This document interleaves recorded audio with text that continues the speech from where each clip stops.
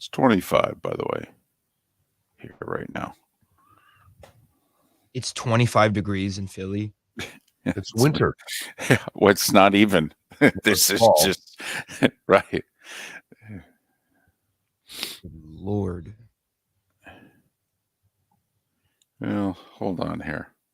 No, my bad. The computer, for whatever reason, says 25 degrees and clear. It's 34.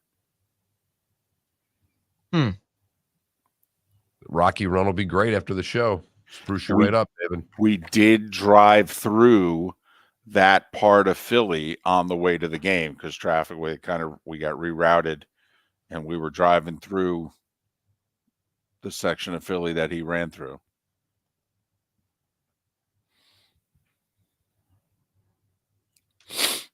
Terry McLaurin is such a beast. He's a dog.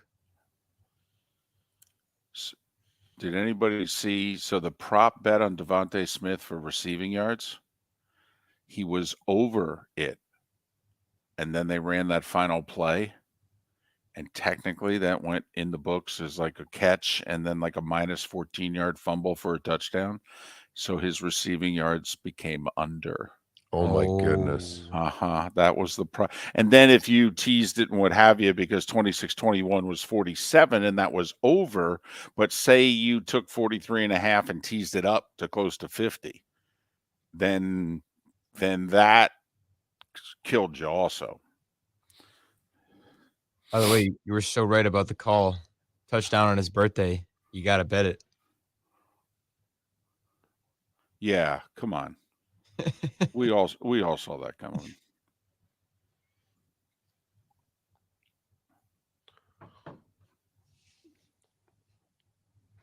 I just laughed talking to Buck. He said he hit the Eagles hard. I'm like, oh, that's not the way you play this, because if it's a lot of points, you go the other way, and that's about 80% this year in the NFL, Buck, just for what it's worth.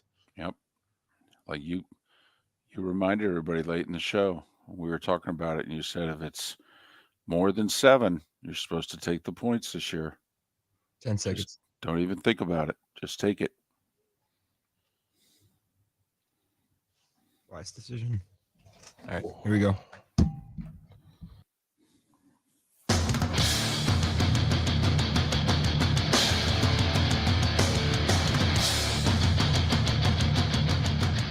You are listening to Miller and Moulton, exclusively on the Florida Sports Network. And now, here's Mark Miller and David Moulton. On this crisp Tuesday from Philadelphia and from this warm Tuesday in the cozy confines of Southwest Florida. That's where Miller and Moulton join you. Miller and Moulton, Florida Sports Network. And, well, we asked the question, how the heck are you? As the 72 Dolphins, Mark, are having mimosas this morning so they could just keep on drinking.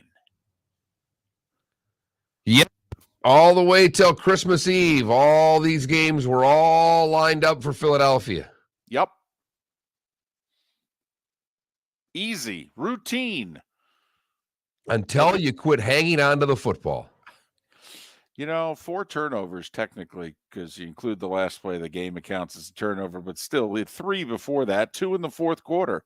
Tough to come from behind, Mark, when you don't have the ball. It really is. It really is. No matter who you're playing and how much you're supposed to win by, protecting the football, and then a couple calls go against you. Seems to go that way when, but when things are going badly, it's amazing how it amplifies. And now you get a couple of turnovers, a couple of calls that you don't get, and now you are in the loss column with everyone else. And when the face mask was missed on the fumble, the first fumble in the fourth quarter with about 9 minutes to go, you know how you and I talk about you need some breaks. You need some, dare we say, luck. All right. That was a bad break. That was some bad luck. They miss the face mask. They get the fumble call correct. Well, that doesn't help you out if you're the Eagles. And next thing you know, now you're giving up 3 more points, and now you need a touchdown to take the lead. And that affected things down the stretch. So But it was a good game. It was entertaining, right? Absolutely. Hey, I've been able to say that about all the primetime games lately. Well, and just as you talk about the luck going badly for Philadelphia, we talked yesterday, and one of the questions I asked you in the last hour of the show is there a team that's below 500, not named the Green Bay Packers, that you have any faith in to make the playoffs? And you said Washington, even if they lost to Philadelphia, because their upcoming schedule is such where you could see some wins ahead for them. They've got Detroit, and they've got a couple games with the Giants, so there are winnable games left on their schedule. And now they get that game, which what did they get? A little bit of luck. They got a couple of breaks in that game. Certainly getting a fumble when you commit a face mask penalty that's not called is a big break. Absolutely. And then the Eagles making a mistake when Washington is surrendering and is going to punt the ball back to you and give you a chance to win the game. And they commit a stupid penalty, which, we all hated the call, but technically it is the right call. And there you have it. And so Washington now mark 5-5, a half a game behind San Francisco for the final playoff spot. But if I'm right, which goodness knows is not always the case, but if I'm right that the Giants are a bit of a mirage, that they're somehow, some way 7-2, but usually during the course of the seasons, things come back to, where they should be. Well, Washington's 5-5. The Giants are 7-2. Washington's next 4 games: Houston, Atlanta, the Giants, a bye week, and the Giants. Let's just say Washington goes 3-1. The Giants still have 2 games with Philly, 2 games with Washington, and Thanksgiving in Dallas. Giants are going to be underdogs in at least 3 of those 5, maybe 4 out of those 5. Now, all of a sudden, Washington, if we think San Francisco and Seattle are both going to do their thing out west and they're both going to make it, and the battle for the final wild card could come in the NFC East, Washington's 3 back in the loss column for now. But they're looking at, in the mirror, looking at the standings and thinking, we got this. And Mark, remember 2 years ago, we're all trying to forget the pandemic season. It was the Steelers who were 11-0, and it was Washington who was 4-7. And they went into Pittsburgh. It was a makeup game. Wasn't it a Monday afternoon, even before Monday Night Football? Because I was in Baltimore watching the game, and I think it was like a 4 or 5 o'clock game that they were playing. And they shocked the unbeaten Steelers. And that catapulted them on their little run to win the bad NFC East that year. Well, now here they are, Mark, on the other side of the state, shocking the unbeaten Eagles. They've won 4 of 5.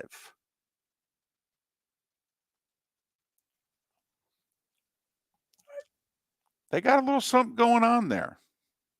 Another team, I don't know how good they are,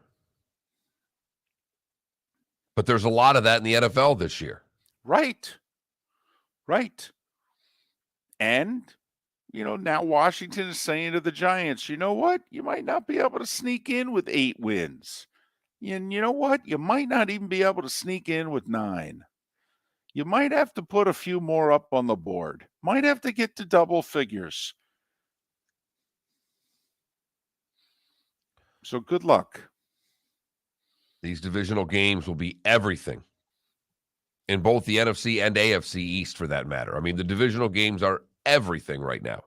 Mark, we all forecasted this, every single one of us. We should all pat all of ourselves on the back. We knew that in mid-November that both Eastern divisions would not have a single team below 500. Right. We knew that. Right. No, we said both. Oh, I'm sorry. Did some of us maybe think that would happen in the 2 Western divisions? No, the 2 Eastern divisions. That's what we said. Check the tape. Don't worry, you can go to floridasportsnetwork.com and see Miller and Moulton's preseason predictions for the NFL and see how close we were to having those divisions right. Right. I think Miller and Moulton combined will have the number of wins the Giants end up with for a total. So week 10's in the books. Week 10 is in the books, and the NFL setting all kinds of records in terms of close games, one-score games going to the fourth quarter, one-score games final. You know, that's the only bad thing that happened to the NFL last night. That final play of the game, we're going to complete it, start lateraling it around, and it ends up on the ground, and Washington scooped it up for a touchdown. Therefore, technically, it was not a one-score game. We won't get into all the teasers that got ruined. Devontae Smith's prop bet for number of yards because of the final play went from over to under. You know, we won't get into all of that. It is funny. They could run so many different ads because I don't know and I think they use the Dolphins Patriots play. You hear the voice and the X's and O's, and it's the anti-gambling play. It's just the unbelievable happens, so bet responsibly. Yes. Again. No, here's what you should do. Not bet at all and drink responsibly. That's really what the ad is saying. But okay, you sell what it is you want to sell. But I'm curious. I'm guessing that you stayed up for damn near the whole thing because it was a good game. Yes. Okay. So in the fourth quarter, when the Eagle Goddard gets face masked and then he ends up fumbling, and obviously we can't review the face mask. So there's no way to right that wrong. I thought that the official in the booth, John Perry, summed it up really nicely, in which he said, you know, I've advocated for years that we be able to review personal fouls, 15-yard penalties, and that I think we should be able to review it. He goes, even based on player safety. You know, obviously you grab somebody's face mask, that's not good for their health. And so I thought he made a subtle point in the booth. He knows the NFL is never going to go all Belichick, and you can review everything. All right. But he threw out there kind of like his, you know, I'm going to thread this needle this way. All right. We think you missed a 15-yard penalty. And if you think about it, all personal fouls probably do what? Endanger player safety. And what is even more ironic there is that they're reviewing that play because it's a change of possession. All change of possessions and touchdowns are reviewed, but they can't, while they're reviewing it, all they can determine is, yes, it was a fumble. And yes, he was down by contact, so it was not returned for a touchdown. That's the only thing they could review. Did we miss the face mask? Yes, we did. Clearly, we can all see it now as we're watching this review 47 times on ESPN. Everybody is seeing that we missed the face mask penalty. So the officials in the spotlight again, and replay in the spotlight again last night. So Eagles with a 1-game lead in the East over, I can't believe I'm saying this, the Giants, 2 over the Cowboys, and technically tied with the Vikings, although they own the tiebreaker because they beat them head-to-head for the 1 seed in the conference. Man, the Vikings had a good weekend. They really did. And the division they're in seems like it's maybe an easier path to get that 1 at the end of the season, as opposed to now where they're the 2 seed tied with Philadelphia. So how about that? Double-digit dog winning straight up, and technically winning by double digits.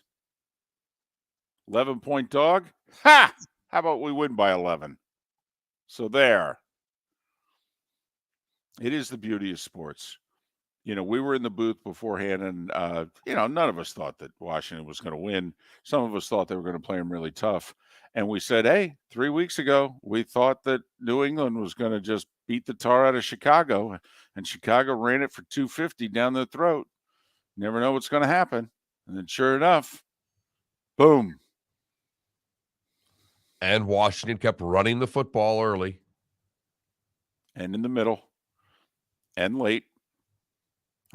Run the damn ball, David. They're coming to you. They're trying. I think Washington ran the ball almost as many times as the Eagles ran plays last night. Miller and Moulton. Great show lined up for you today. David Samson, Pat Kirwan, Kevin Brockway, all to join us right here on Miller and Moulton. Where else but the Florida Sports Network?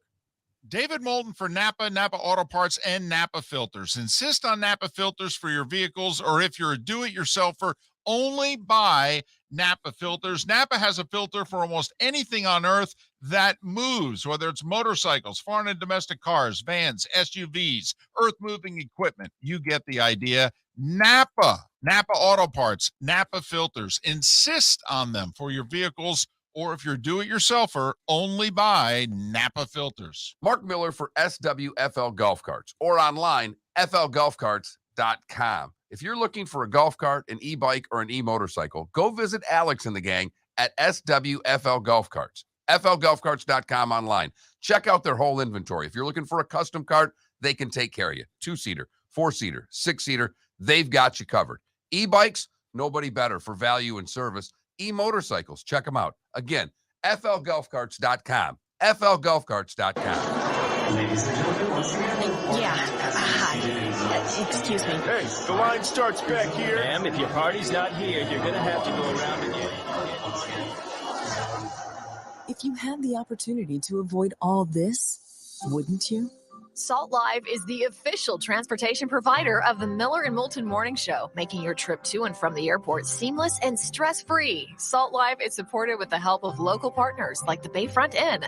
Gather your family and friends and enjoy a leisurely day on the water with a pontoon or deck boat. If you prefer to explore the waterways without a motor, the Bayfront has canoes, standboards, and kayaks. At the end of your journey, enjoy lunch or dinner at the Bamboo Tropical Bar and Grill. The Bayfront Inn, something for everyone on 5th Avenue in downtown Naples. BayfrontInNaples.com. When you need a ride, book with Salt Live Transportation, 308-8686, or book on saltlivetransportation.com.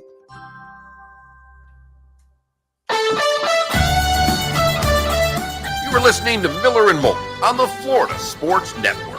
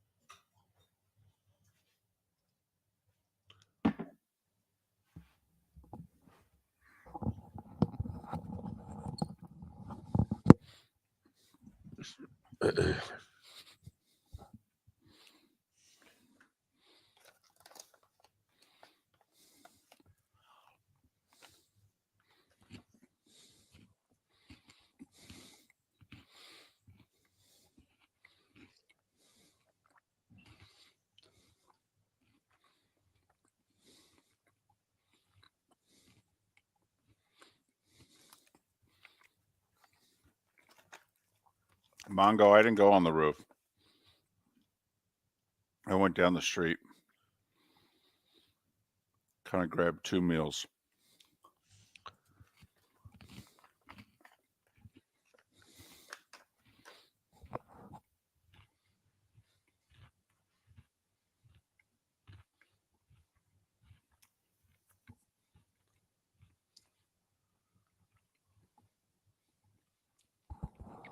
That did. Yep. I think we all got our upsets. I had the Packers. And Mark, I thought you had your upset too. Lions.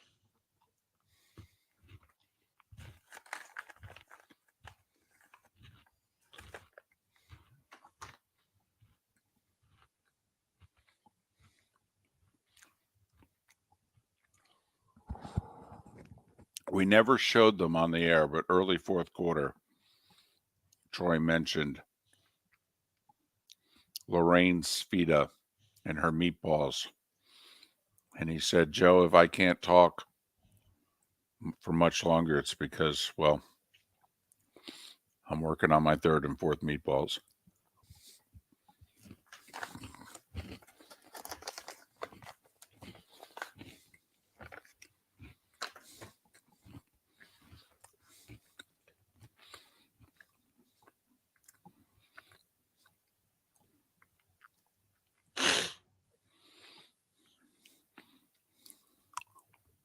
But it's interesting. Troy was in that state that I think we've all been in a few days after someone close to us died, because his mom died the middle of last week.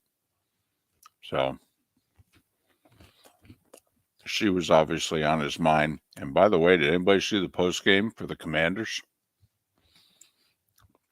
Because Ron Rivera's mom died a week ago. He was holding back tears, saying Mom would have been proud. It was an emotional locker room.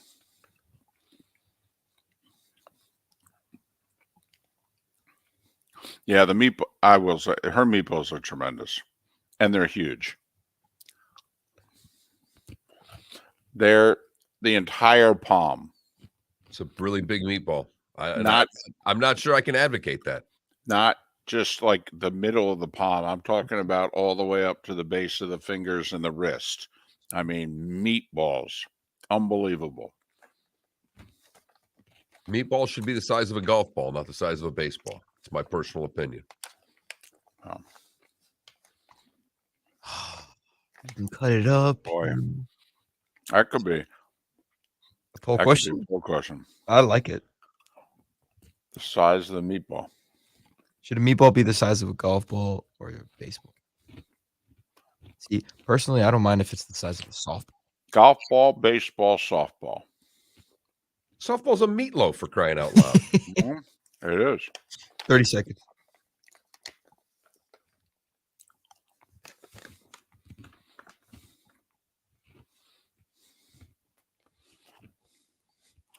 Oh, yeah, Paul. Yep. Yeah. Those meatballs were, if you're going after them, probably a 3-bite meatball, but Here we go. really a 4-bite meatball.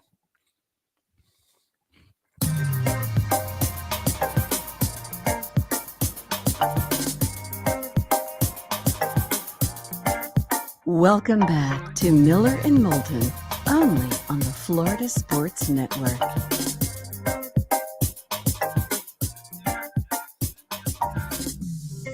"21 minutes past the hour. Miller and Moulton, Florida Sports Network, floridasportsnetwork.com. If you take in the show on Twitch, you see a beautiful sunrise behind me and a little bit of the city of Philadelphia, where they're bumming. Not just because it's 32 degrees in mid-November. Their Eagles lost. Who saw that coming? Except for Pat Kirwan on Friday. Called that as his upset special. That was after we pressed him because he gave us a game that was like a 1-point spread. I'm like, that's not even an upset. Right. Come on, man. We're not going to count that. He says, okay, fine, Washington. Right. Oh. I'm not even sure he believed it himself. No, I think he was just, punching us, slapping us in the face, But we all got our upsets right last week. So and that's a rarity. That's like the Dolphins and Bucks both in first place in mid-November. What? That's right. So, Miller and Moulton, the Florida Sports Network, floridasportsnetwork.com. Can I give you some numbers? Love numbers, David. Do you really? Or are you just placating me? No, I love numbers. Okay. This is good stuff.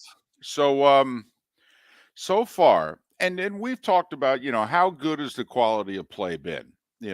Someone even asked the question in our Twitch chat room. You guys keep banging on the quality of play this year, but it's been a pretty exciting season. And that's kind of the irony. Can you have both? Where the level of play has been at times But the closeness of the games in the season, well, it cannot be denied. Through 10 weeks, and now we're officially through 10 weeks, 68 games decided by 6 points or less. And think about that. That's 7 games a week decided by 6 or less. And last night would have been the 69th, except for the final play of the game was one of those 4 laterals, ball on the ground, scooped up, returned for a touchdown. 12 of the 14 games, Mark, this past week, 12 of the 14 games were at one point in the fourth quarter. It was a one-score game. 12 of the 14. I think Kansas City, Jacksonville wasn't, because I don't think Jacksonville. And then the Dolphins. And then the Dolphins. Every other game in the league in the fourth quarter at one point in time was a one-score game. 32 times a team is trailed by double digits and come back and won.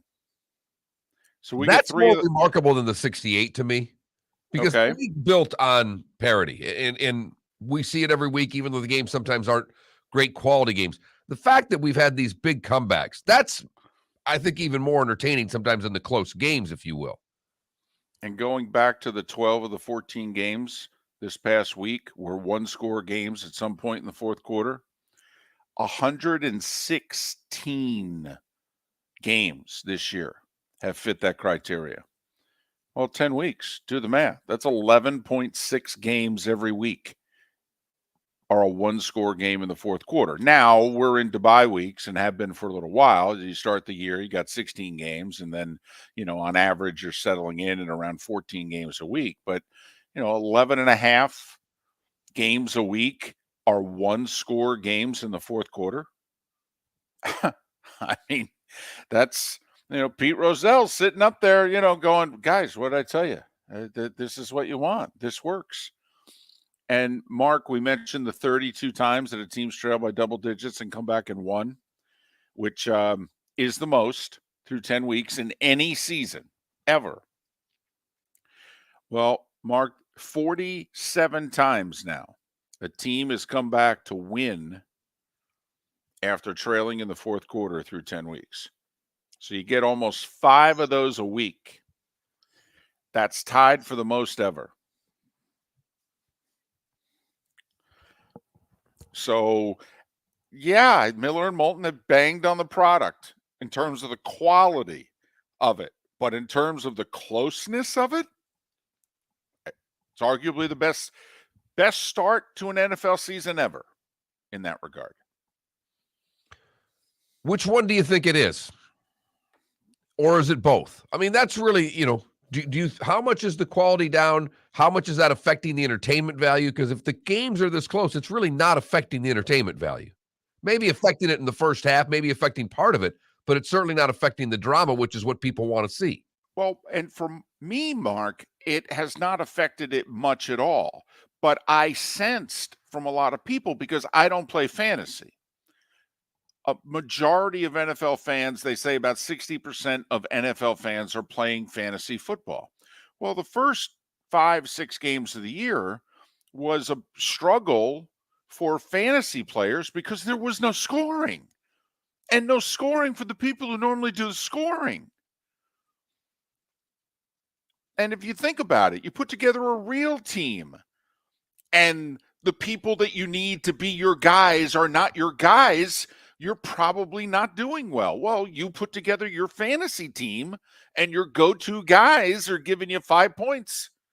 You're probably going, what the heck?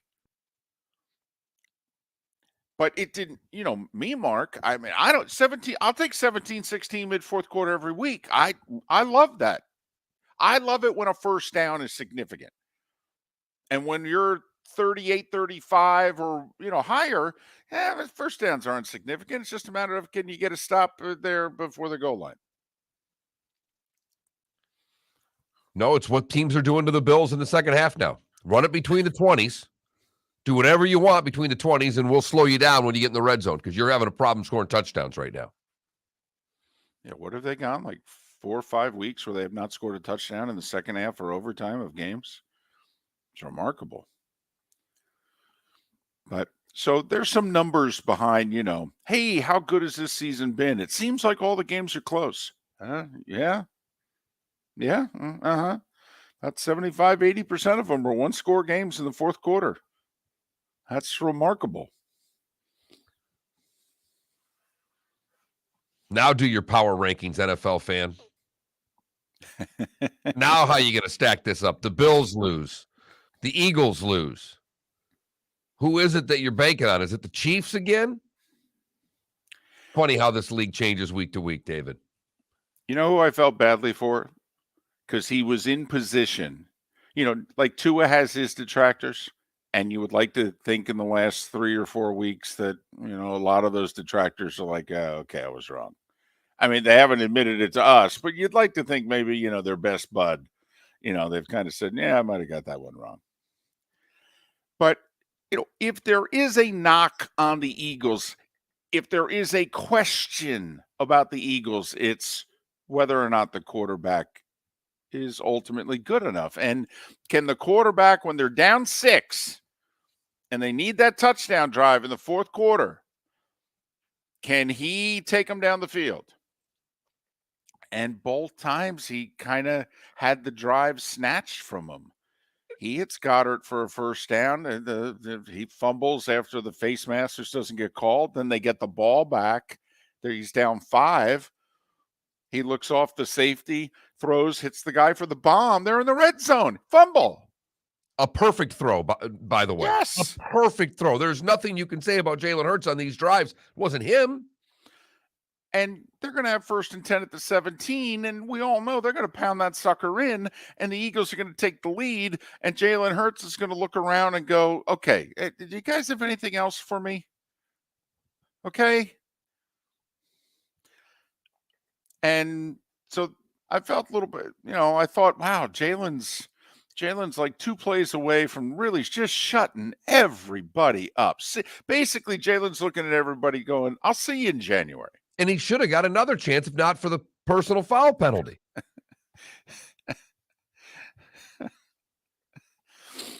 So it was not on him. No.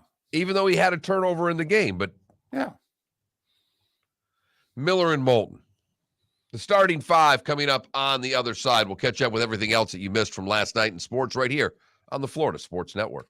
David Moulton for Napa Auto Parts, and Napa Filters. Insist on Napa filters for your vehicles, or if you're a do-it-yourselfer, only buy Napa filters. Napa has a filter for almost anything on earth that moves, whether it's motorcycles, foreign and domestic cars, vans, SUVs, earth-moving equipment. You get the idea. Napa Auto Parts, Napa filters. Insist on them for your vehicles, or if you're do-it-yourselfer, only buy Napa filters. Mark Miller for SWFL Golf Carts, or online, flgolfcarts.com. If you're looking for a golf cart, an e-bike, or an e-motorcycle, go visit Alex and the gang at SWFL Golf Carts. flgolfcarts.com online. Check out their whole inventory. If you're looking for a custom cart, they can take care of you. 2-seater, 4-seater, 6-seater, they've got you covered. E-bikes, nobody better for value and service. E-motorcycles, check them out. Again, flgolfcarts.com. flgolfcarts.com. Yeah. Hi. Excuse me. Hey, the line starts back here. Ma'am, if your party's not here, you're gonna have to go around again. If you had the opportunity to avoid all this, wouldn't you? Salt Live is the official transportation provider of the Miller and Moulton Morning Show, making your trip to and from the airport seamless and stress-free. Salt Live is supported with the help of local partners like the Bayfront Inn. Gather your family and friends and enjoy a leisurely day on the water with a pontoon or deck boat. If you prefer to explore the waterways without a motor, the Bayfront has canoes, standboards, and kayaks. At the end of your journey, enjoy lunch or dinner at the Bamboo Tropical Bar and Grill. The Bayfront Inn, something for everyone on 5th Avenue in downtown Naples. BayfrontInNaples.com. When you need a ride, book with Salt Live Transportation, 308-8686, or book on saltlivetransportation.com.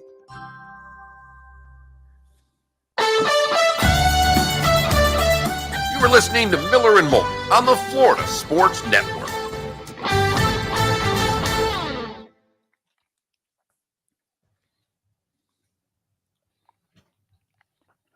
51 plays in the first half for Washington last night. 51 plays. And then they take their first possession of the second half, 12 or 13 play drive. I think they had 63 plays run, one possession into the third quarter, which was more plays than they had run in each of their last two games.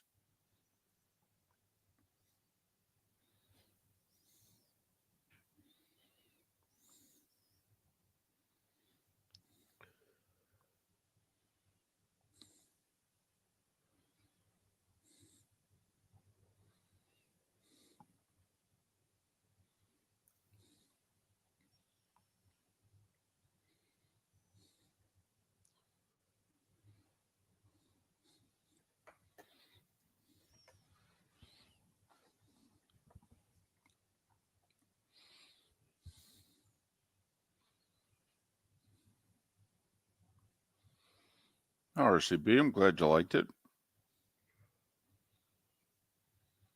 Yeah. Does anybody think Carson Wentz is going to get his job back? No. No. Mm-mm. No.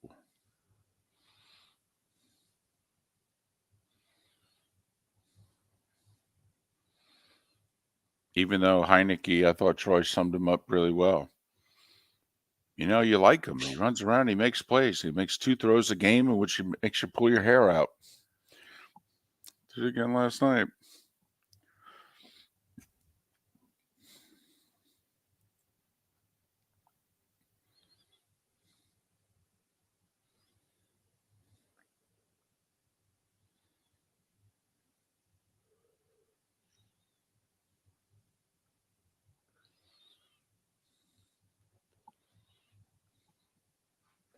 That's a morning right there. KW's morning.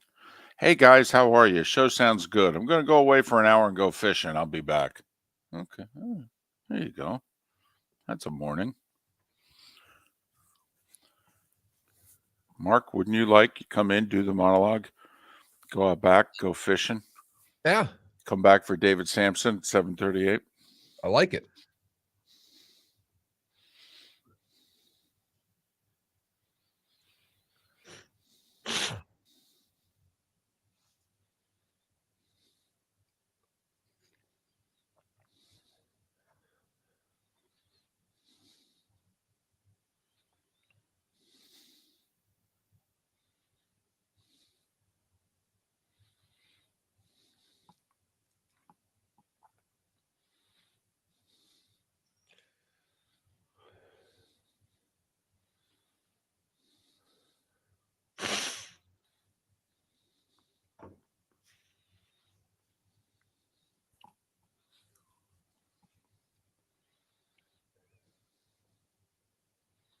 Nice.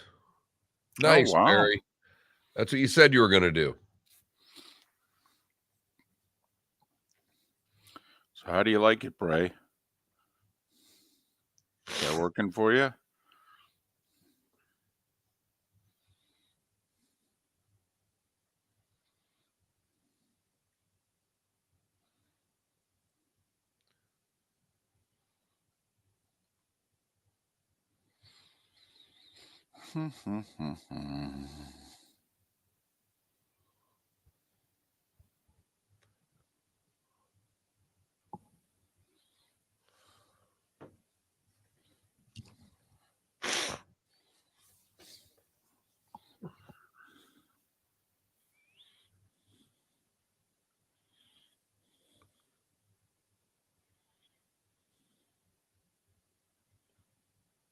Gotcha. Well, good luck with that, Bray.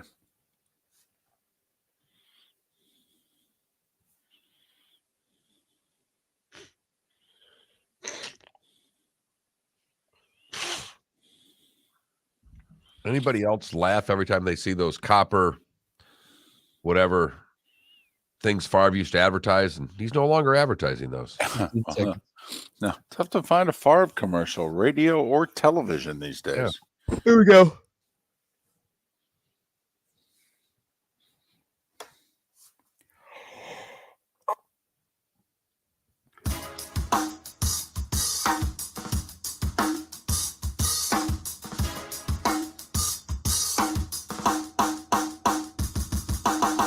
Welcome back to Miller and Moulton, only on the Florida Sports Network.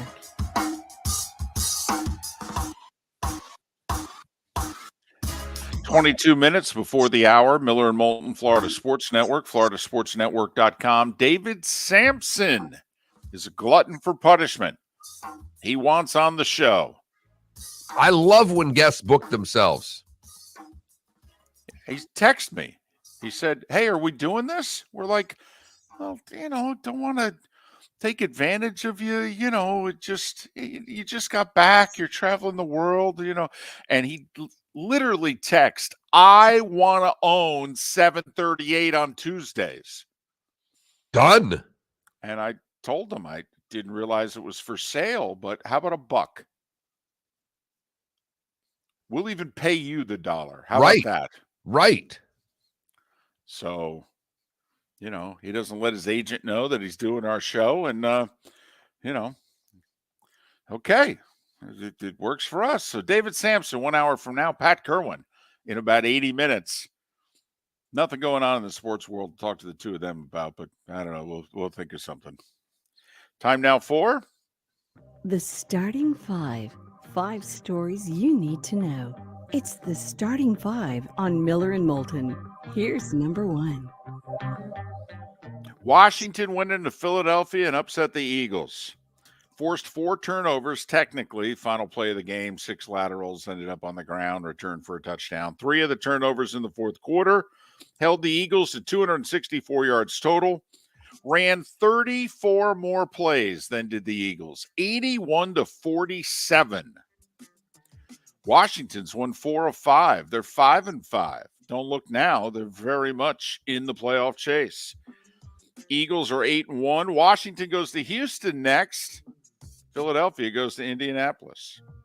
Other NFL news, looks like Baker Mayfield is back as a starter in Carolina because P.J. Walker's got an ankle injury.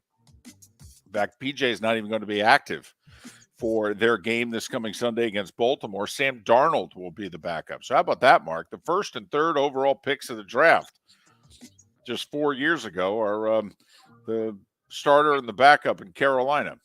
Right, because the XFL guy got hurt. Correct. That's the MVP of the XFL, okay? Sorry, the XFL MVP was injured. The Saints are considering a quarterback change. Some of us thought they should have done that a couple of weeks ago, but Dennis Allen's, he's a little slow. They're maybe going to play Jameis against the Rams this coming week. Really? You think? You think maybe we've gone as far as we can with Andy Dalton? And by as far as we can, I say 3-7. Don't know if you've heard a story that was developing late in our show yesterday. 3 Virginia football players shot and killed by a former Virginia football player as he waited for the bus Sunday night to come back from a field trip that the team went on. 2 other Virginia football players were shot and are injured. 1 is critical, expected to survive. Virginia canceled their basketball game last night, as you would expect.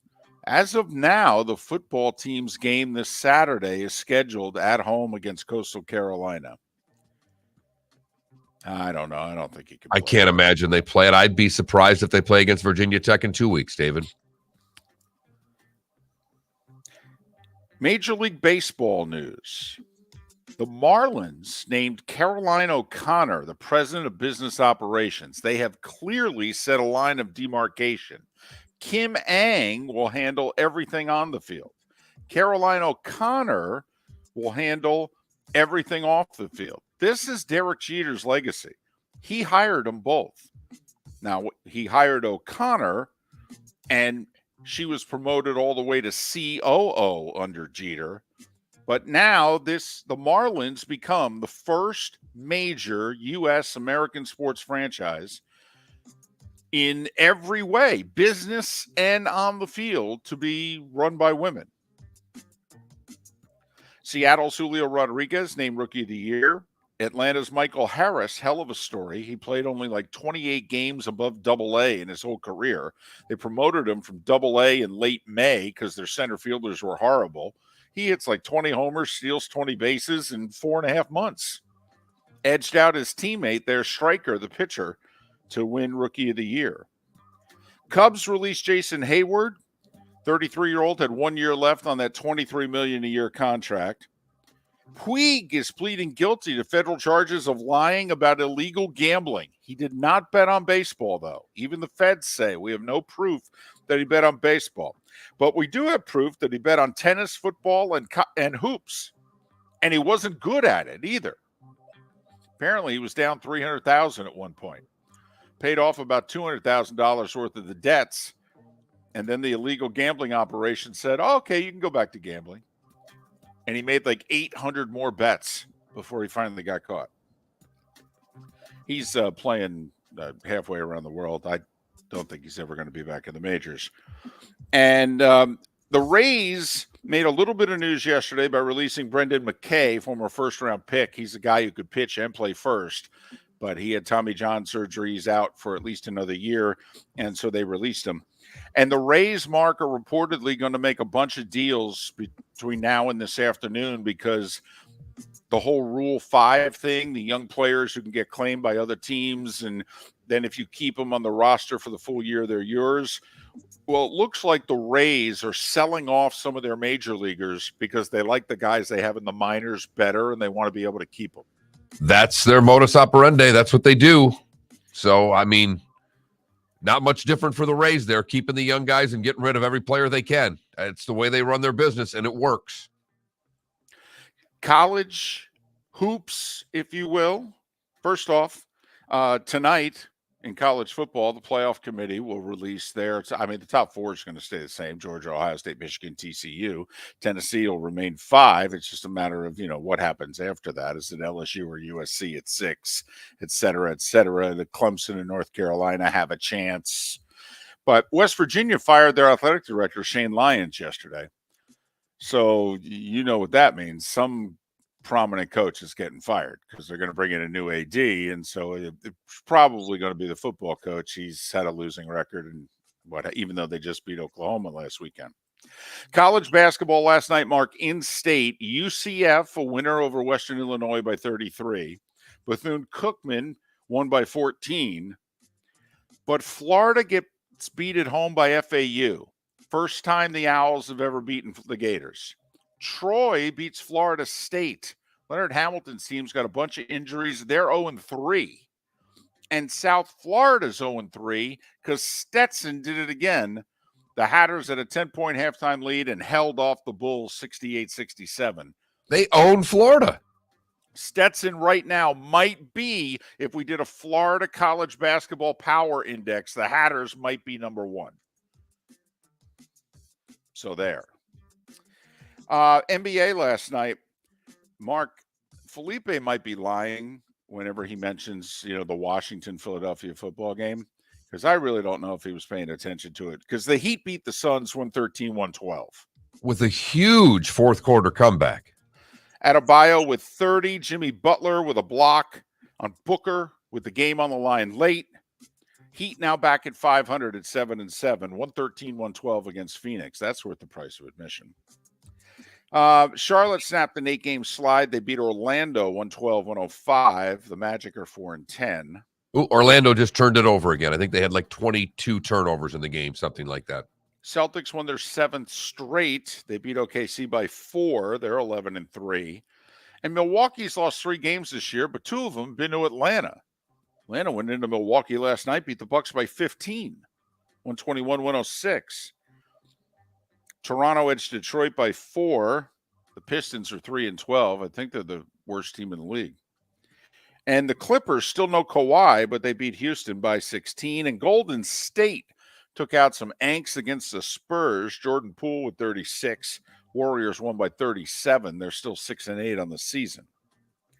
NHL, 4 games, none of them involving the Panthers or Lightning. Blues beat Colorado 3-2. We thought the game of the night would be out west, and it was. Calgary edged the Kings 6-5. Carolina shut out Chicago 3-0, and the Islanders doubled up Ottawa 4-2. And then a story that is going to get a lot of attention beginning today.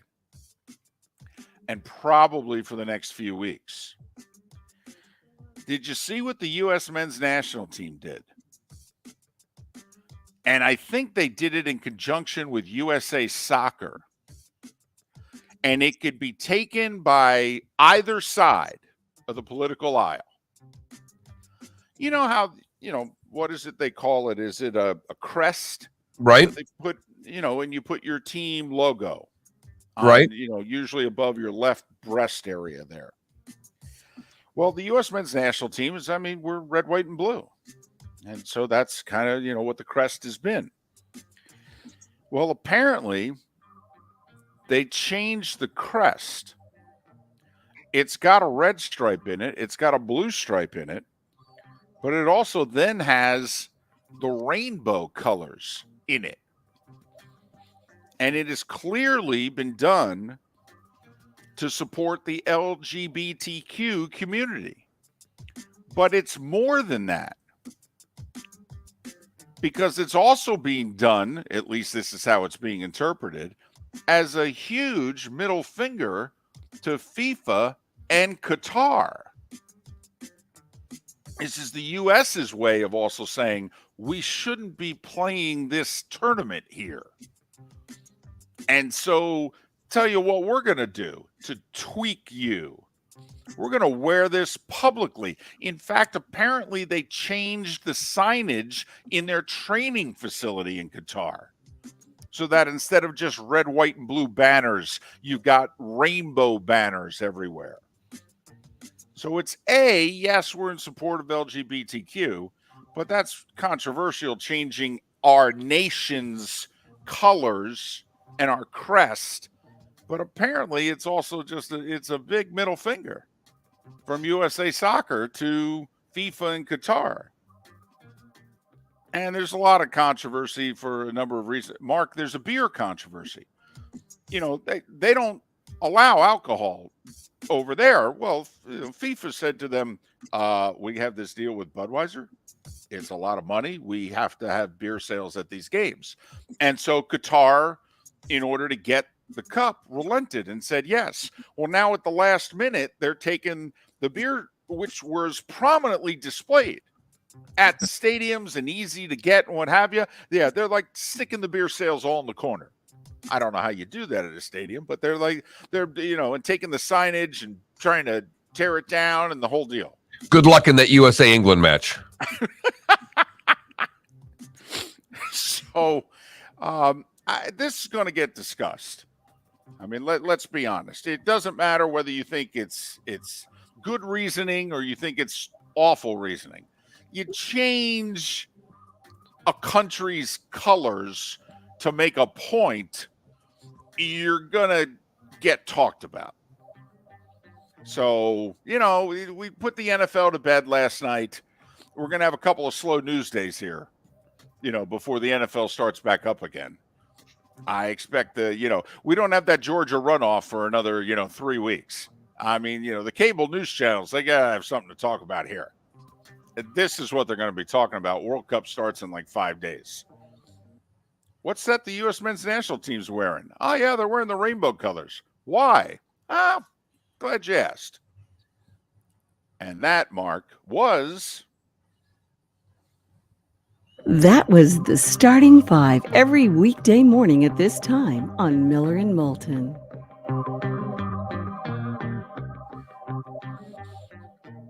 That could be a poll question at some point. Don't even have to ask it today. It's not like it's going to change in the next few weeks.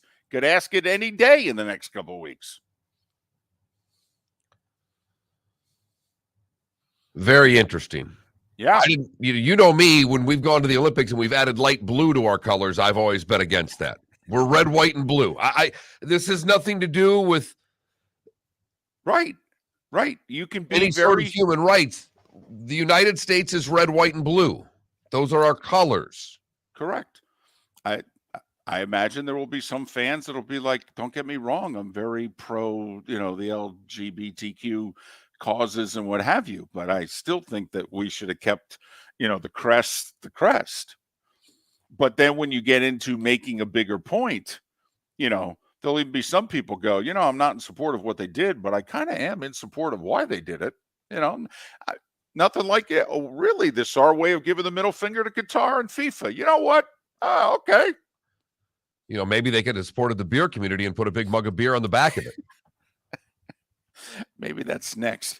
Maybe we show up at these matches in a beer truck.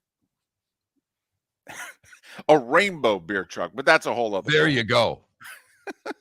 Miller and Moulton.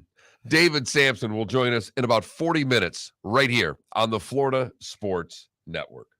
Mark Miller for SWFL Golf Carts or online, flgolfcarts.com. If you're looking for a golf cart, an e-bike, or an e-motorcycle, go visit Alex and the gang at SWFL Golf Carts. flgolfcarts.com online. Check out their whole inventory. If you're looking for a custom cart, they can take care of you. 2-seater, 4-seater, 6-seater, they've got you covered.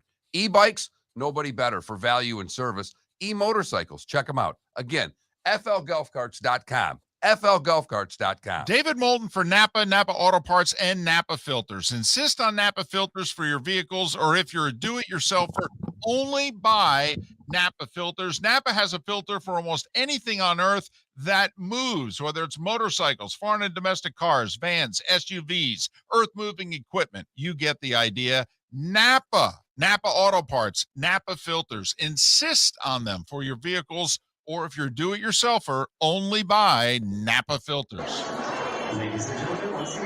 Yeah. Hi. Excuse me. Hey, the line starts back here. Ma'am, if your party's not here, you're going to have to go around again.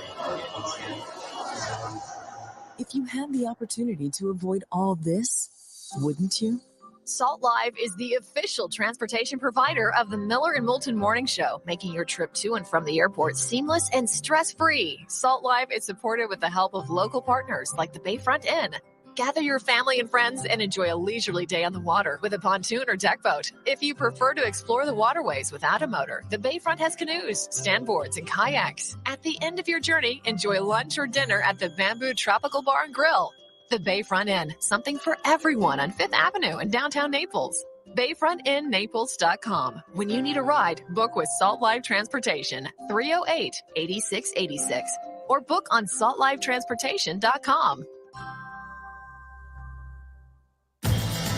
Miller and Moulton here for the Clutch Vodka Play of the Day. Mark, remember Nick Charles, Fred Hickman, the CNN Play of the Day? Yeah, CNN did a nightly sports show. That was a while ago. Yes, it was. Just work with me. Everyone liked the pod, the Play of the Day. So how about we have the Clutch Vodka Play of the Day? Sounds good. Fun. Smooth. Like Clutch Vodka. Listen weekday mornings for the Clutch Vodka Play of the Day. That's Clutch with a K. Don't miss the Miami Dolphins watch party every Sunday at the Seaside Bar and Grill in Bonita Springs, presented by Clutch Vodka. The Seaside will be serving Clutch Vodka drinks, including the awesome Bloody Mary bar at the Seaside. If you can't be at Hard Rock Stadium, come have fun at the best place in town to watch the Dolphins and enjoy the best, clean, crisp, smoothest vodka. That's Clutch with a K. Miami Dolphins parties every week at the Seaside Bar and Grill on Old 41 in Bonita Springs, powered by Clutch Vodka. You are listening to Miller and Moulton on the Florida Sports Network.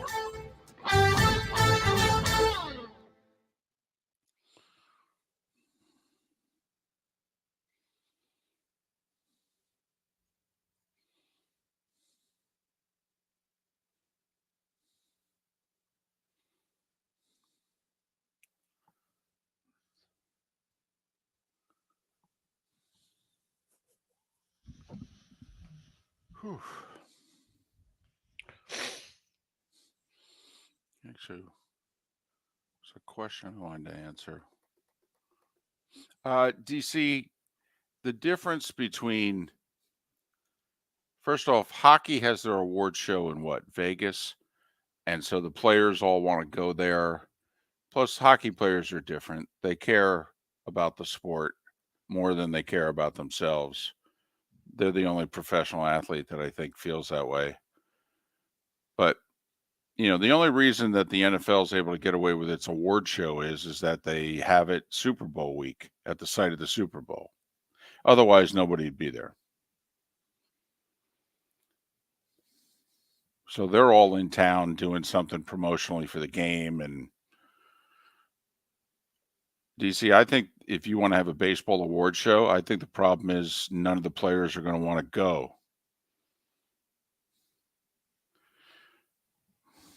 It's such a long season. Their off season's so short. I think they're going to be like, really? I got to spend a day and a half going to this thing?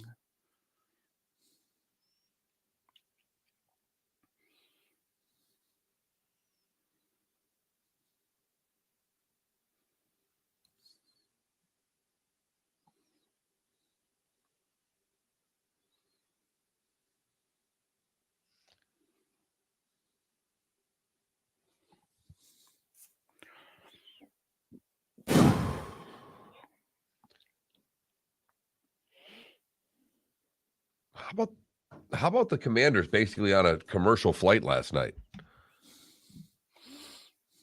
They flew back as they're showing a lot of pictures of Heineke drinking Busch Lights.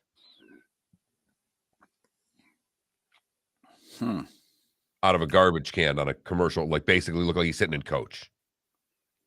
Wow.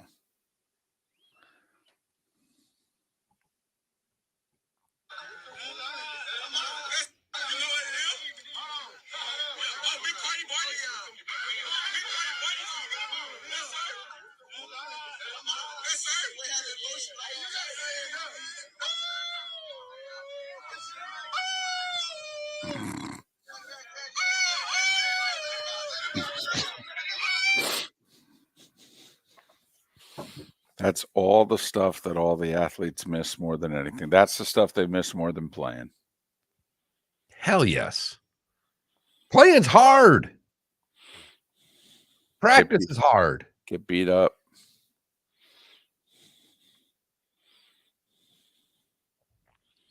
Did you see the video that got released? I think it was last week. Maybe it was the week before, but I thought it was last week. Goes back like 2-3 years. The Titans rookie who did the Vrabel impression in front of. I didn't see it. Oh my God. Oh my God. I think it was the 2019 Titans, and a rookie gets up in front of the team and does Mike Vrabel to the team. 15 seconds. I think I remember seeing that video. The room goes crazy at some of the stuff he's saying and how he's saying it. 5 seconds. Listen to me, guys. I played 27 years.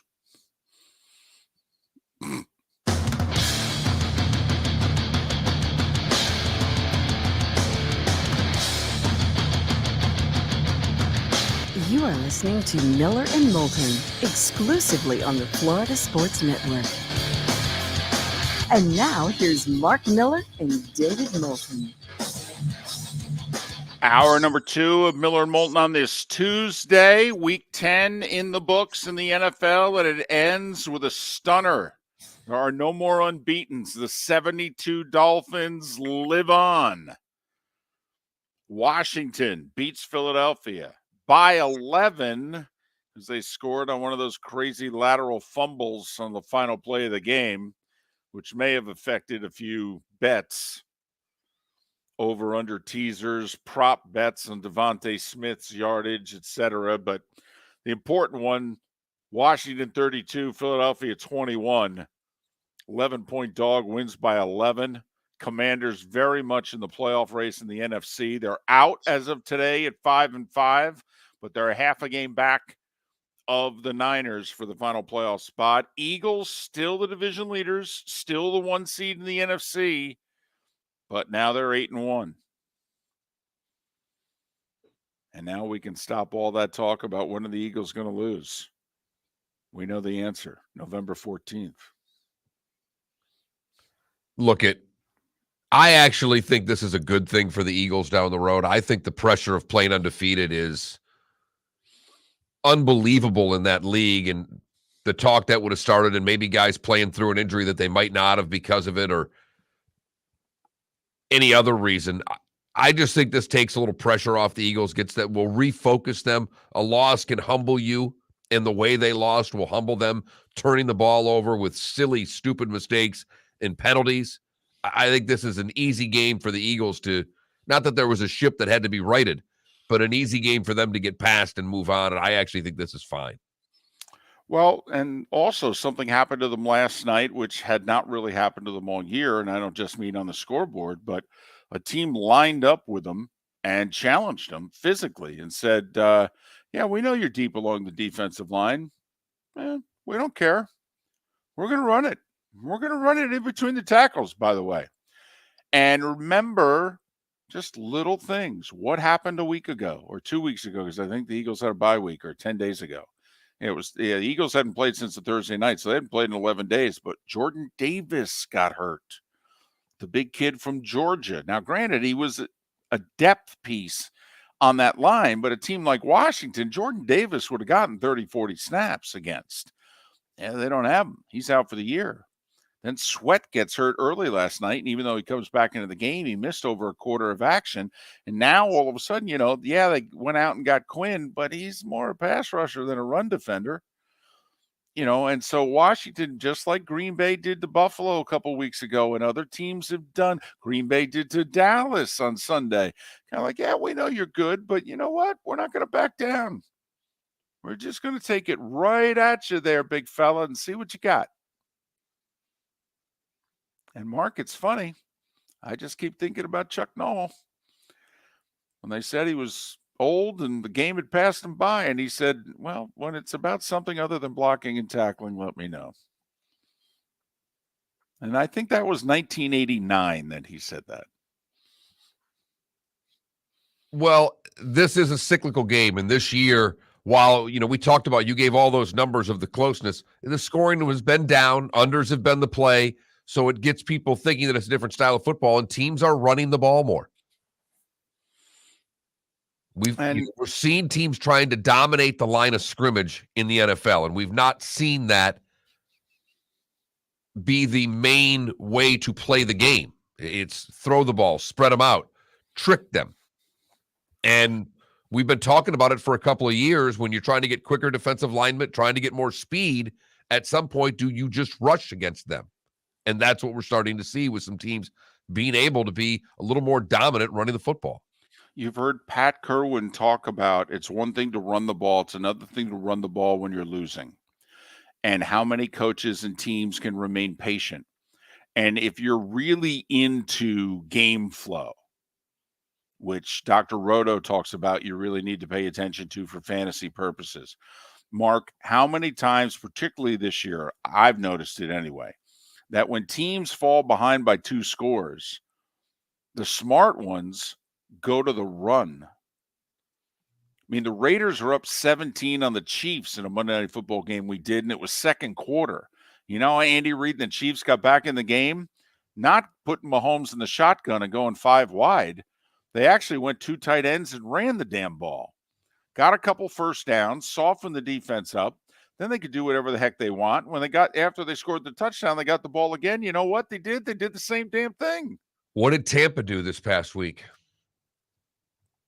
Brady had 2-3 tight ends in there, and they were able to run the football, and all of a sudden, what are they talking about? What was Brady able to do? Turn his back to the defense, look as if he's handing it off, and all of a sudden play action becomes part of the game.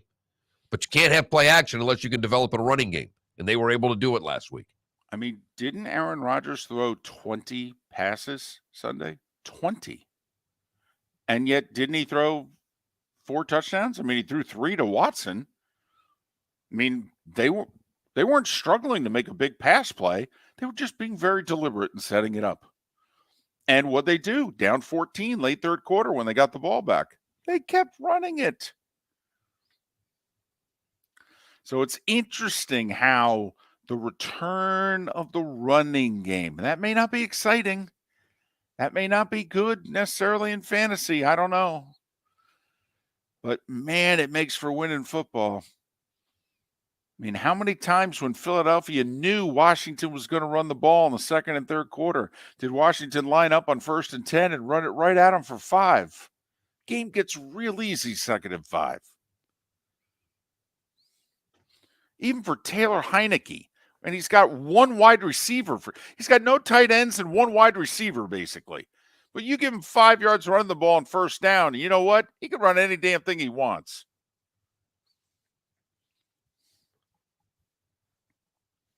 So it is, the league has reverted back this year. I think that's, this is the retro NFL, David. Maybe that's why you got that smile on your face the way that you do. Well, I love it. And I'm fine with quote unquote scoring being down because it's not like they're not moving the ball in a lot of cases. They maybe just aren't able to finish drives. Offenses are having to adjust. Pat Kirwan was on this 2-3 years ago. Defenses are getting smaller and faster. And he's tight with Pete Carroll. And so 2 years ago, Seattle had a 12-4 regular season, which was a bit of a surprise because it looked like Seattle was on its way down. And Pat asked Pete, how you doing it? And Pete said, well, I'm loading it up and I'm running it right at 250-pound defensive ends. Now, Russell's not happy because he wants to throw it all over the lot, but I don't know what to tell you. I got a 320-pound tackle and a 240-pound tailback. And I'm going to run it right at the 250, 60-pound pass rusher. See how he likes it. And now we're seeing, some defenses, and that's what happened to Seattle. What did Tampa finally do? They stacked the box, and they out-muscled Seattle last week in the box. Right. Kenneth Walker had nowhere to go. What do you have, 39 yards, something like that? No, he had 17 yards on 10 carries. Wow. Oh, that's right. They had 39. They had 39. He had 17 yards on 10 carries. And most of those were early, and they were going nowhere, and they forced Seattle into changing what they wanted to do. And that's right after he had a couple of big games. And so guess what, Mark? People loaded up on him in fantasy, right? See, it's another reason why the fantasy guy is like, oh, this season's killing me. Yeah, sorry, don't know what to tell you. We're back to playing football. And sometimes these guys can run. Who had Jones going for over 100 this week? Not many. So Washington beats Philly as a double-digit dog on the road. Philly had 11 days to prepare. It had damn near a bye week to get ready for this game. Washington comes off of tough loss to Minnesota. I mean, for good, how tough was it? Kirk Cousins is half naked dancing. I mean, that's how tough a loss it was, for goodness sakes. That seems like forever ago, right? It was 8 days. Now we're seeing Heineke crush Bush Lights with chains around him on the team plane after the game. I'll tell you what. I do think some of these quarterbacks are trying to outwhite the other. I really do. Okay. I kind of liked the Viking celebration after this past week. Some of the receivers and running backs looked at Kirk and said, hey, we got it. We'll take it from here. Thanks. Let us do the videos. Let us do the dancing. We love you, dude. You don't have any rhythm. Okay. Let us take it from here. Nice throwing the ball. Good job. Okay. But we'll do the post game. What are you trying to say? Kirk can't dance? Right. Hey, we've seen it all out at the club. Good looking guy. Okay. Man, he's a good looking guy. Oh boy. Are the women really looking at him? He can't dance though. Okay. They just, he needs to stop dancing. He just needs to stand there and hold his drink. Stand there and look good. That's right. What you're good at. Yeah. It's where your buddy needs to come up to you and go, dude, don't try to move. Okay. In fact, claim your knees bothering you, your back, something. Just stand here. In fact, can I give you a ball to throw? That's the only thing that's going to make you look impressive right now. Right. Just stand there and point at people and wink. Hey, how you doing? Guys, the thing is, though, is that once he puts on the ice and all those chains, then he can dance. Yeah. That's what Heineke tried, and I don't know if it worked for him either. Yeah, but you can get away with it. You can get away with it once. You're the winning quarterback. You get a big W. You can get away with it. Okay, that first time. But you try to do it the second time, that's when your buddies come up, put their arm around you and go, hey, no, really. It was cute last week, but don't try it again. I'd be the buddy that wouldn't do it. I'd be egging him on. Go out, get out there and dance. Yes, you would. Get out there and dance. Do your thing. You're looking great, man. Yes, you would. Yep. I encourage as much bad dancing as humanly possible. Yep. I remember that night at the Clevelander. I do. I do. You were egging me on. You know how I am outside the 239. I don't need a whole lot of egging. No, I didn't even have to scramble it to get you going, David. It was pretty easy. So So there you go. Miller and Moulton, the Florida Sports Network, floridasportsnetwork.com. I am curious. We got David Samson coming up in 25 minutes. There's actually a couple of baseball things. I mean, we're going to ask him about his guy's trip. Talking about dancing half naked with chains. I mean, look, wonder if David Samson, his buddies, whether or not they did that on their little guy trip. But I want to ask him about what the Marlins did. And, because David handled more than just business when he was president of the Marlins. It sounds like the Marlins have kind of, split his job in half. And let's hope they get it done. I mean, this is one of those where you need this to be successful, or it's not going to get a second chance for a long, long time.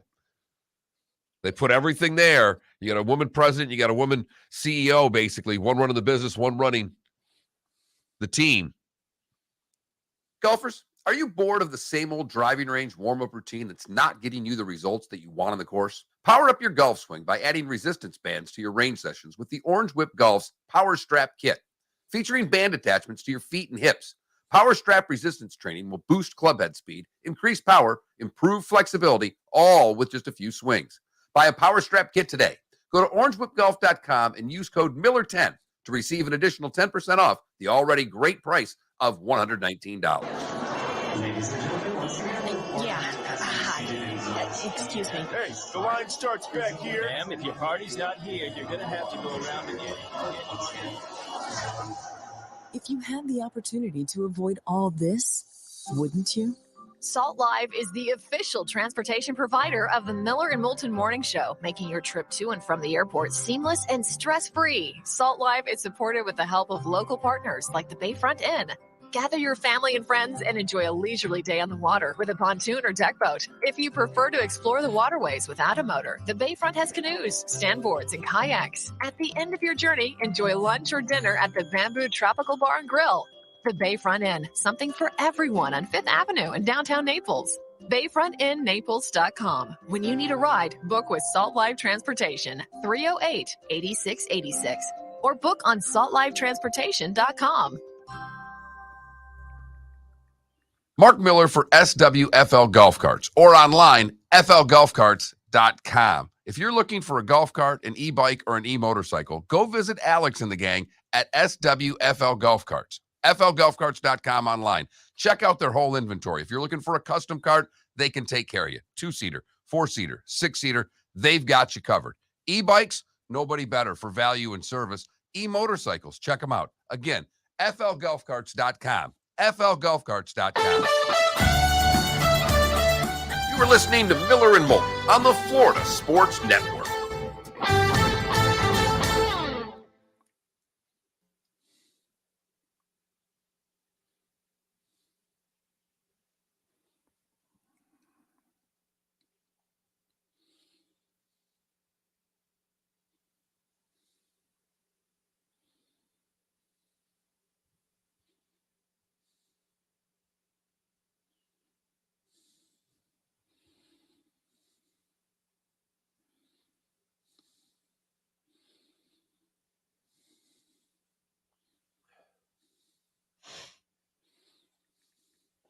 That's a great point, Dad.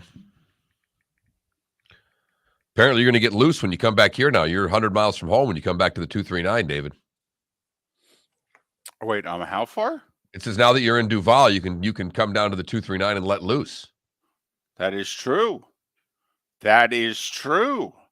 I'll probably bring the most game to the 239 I ever did.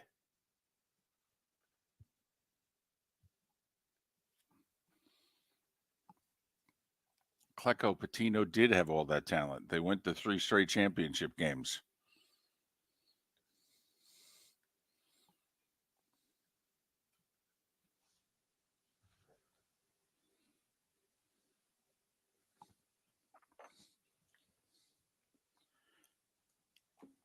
Listen, I'm not kidding. So the NCAA basically said what Louisville did 9 years ago that they took the banners down for. Yeah, it was not that big a deal. And Patino wasn't guilty of anything. And that's basically what they came out and found. If I was Louisville, I'd hire Patino back. I'd put the damn banner back up. And I'd say, Rick, do what you got to do.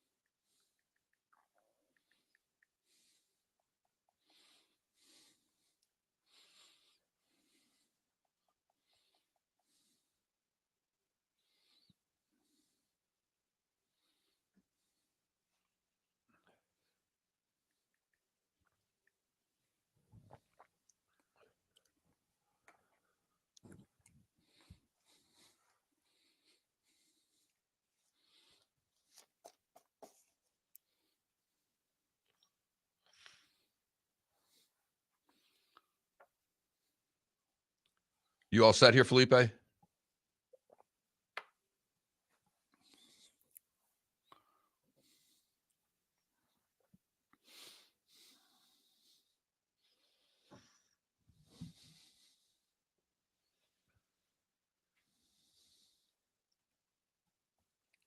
Klecko, you're talking to the wrong guy.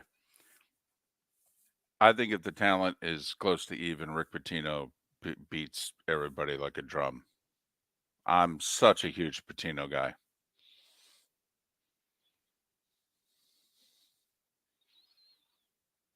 I would have hired him at FGCU when he was sitting out in exile. I told Fly that to his face. We were having dinner in Nashville 2+ years ago. And he said, if you were AD, what would you do? I said, I'd fire you and hire Rick Pitino. And he laughed and he said, well, I couldn't argue with that.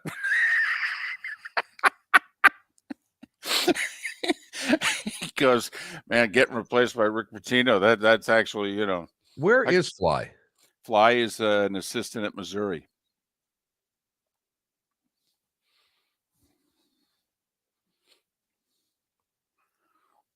And that was before Iona hired him, too.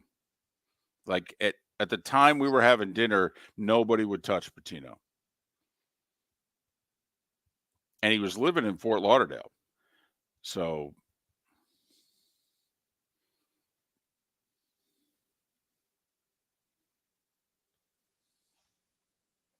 30 seconds.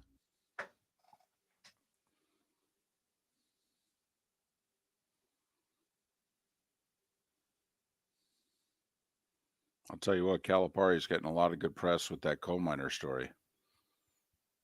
10 seconds. They treated him first class last week.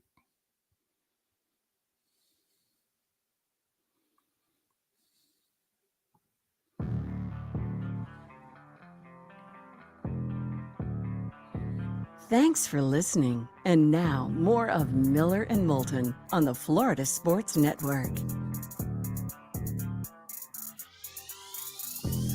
21 minutes past the hour. Miller and Moulton, Florida Sports Network, floridasportsnetwork.com. I'm in Philadelphia, and I must admit, Mark, probably the mellowest post-game Philadelphia crowd after a loss I've ever been around. People were walking around like, we've had a good couple weeks, you know, the Phillies, and well, it's okay. We're 8-1. We're still in first. Even the guy at the hotel last night, parking the cars, he's like, I'd rather we get this loss out of the way now than in the playoffs. Agreed. So they were great. They were calm. Traffic was bad last night. I mean, you know, the pedestrian traffic was making better time than the automobile traffic. So we had the windows down. We were talking to people. Everybody was fine. It was like, no big deal. You know, want to get something to eat on the way home? Want to stop by Wawa? I mean, they're in a pretty good mood. Yeah. Team still in first place. Right. Phillies exceeded expectations by a long shot. Embiid scored 59 the night before. I mean, things are pretty good in the city of brotherly love, David. Will be interesting. It'll be more like normal today, though, for the sports talk radio hosts. I mean, there's been no angst for way too long. At least now they can finally get a couple angry callers today. But their angst will be at the referees for missing that call because Exactly. they can simply take this whole game and say one of the turnovers shouldn't have happened. We got screwed. Yeah. Okay, whatever. I mean, they can even go that route if they want. Bad penalties, bad turnovers. Yep. No, it's true. It's true. Be real easy to do a show there this morning, though, Mark. Anything today that changes your mind? I mean, do you still think the Eagles are the best team in the NFC? They're the deepest. I'd say they'll be the toughest out. They really are, because I think they're the most versatile because of the two receivers, and the offensive line is good. The defensive line goes 7 deep, even with the injury to Davis. I think they're their corners are terrific. All right, they got tremendous safety play last night. I mean, they're going to be the toughest out. They are. Now, do I think other teams' A game might be a little bit like? I mean, if San Francisco could ever get the whole roster healthy on the field for a big game, they might be the best team in the NFC. But I don't know if that's going to happen this year. David, they're pretty close to being the best team in the NFL if they get everybody healthy. But whenever we see that, you can let me know, and then we'll take an assessment of what they look like. Because I'm with you. They're the scariest team to me if everything can come together. But both teams have the same question, though. At the end of the day, they really do. Can those quarterbacks take you the distance? Not, hit a stand-up triple and take a big turn at third and then go back to the bag. Can those quarterbacks, and Jalen Hurts, Jimmy Garoppolo, same thing with Dak Prescott in Dallas. For those that think that, once again, Mark, what happened? Okay, Dak, they're up 7-0. They're driving. Okay, they got a chance to really put Green Bay in a hole. Maybe Green Bay can't be as patient with the running game. And what does Dak do? Throws an interception when they're going in for a touchdown. Did you see Dak's numbers on 3rd and 4th down? Yeah. Like 43% completion percentage on 3rd and 4th down. I mean, I'm waiting for the Cowboys to realize that Tony Pollard might be their path to an NFC Championship game or Super Bowl, not Dak Prescott. Because when they give the ball to Tony Pollard, they are good. But, that's why the whole Cooper Rush thing, Mark, and that's the other thing that drove me crazy in that game. I listened to interview upon interview last week about, what the Cowboys really learned with Cooper Rush is that, Dak, in watching, realized I don't have to always be so aggressive. I can just take what the defense has given us, so we can be patient. I got a really good defense. I don't have to force the ball down the field. Right. Dak Prescott gets in there, and you know what he becomes? Tony Romo. We're not running the balls. Hell with that. I'm making $40 million. I'm throwing it. Great. It's fantastic. Really wish you'd run the ball. Yeah, well, nothing's changed with that organization to have any reason to believe in it. Because they've had the same MO for a decade, and it doesn't work.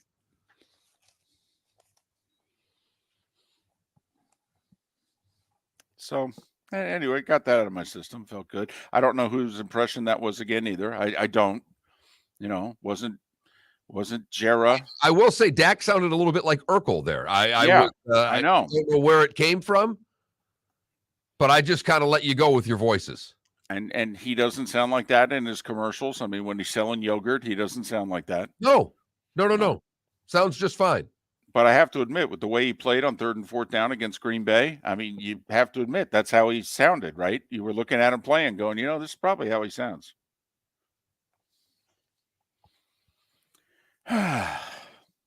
Especially on 3rd down when he wants to throw it and they're telling him to run it. Right. No. I'm making $40 million a year. You know what I am? I'm clutch. You know, Dak with a K. Like Clutch with the K. Time now for our Clutch Vodka play of the day. I have a funny feeling I know where it's coming from. What do you got, Felipe? The epitome of clutch, Jimmy Butler. Booker with 9. Booker.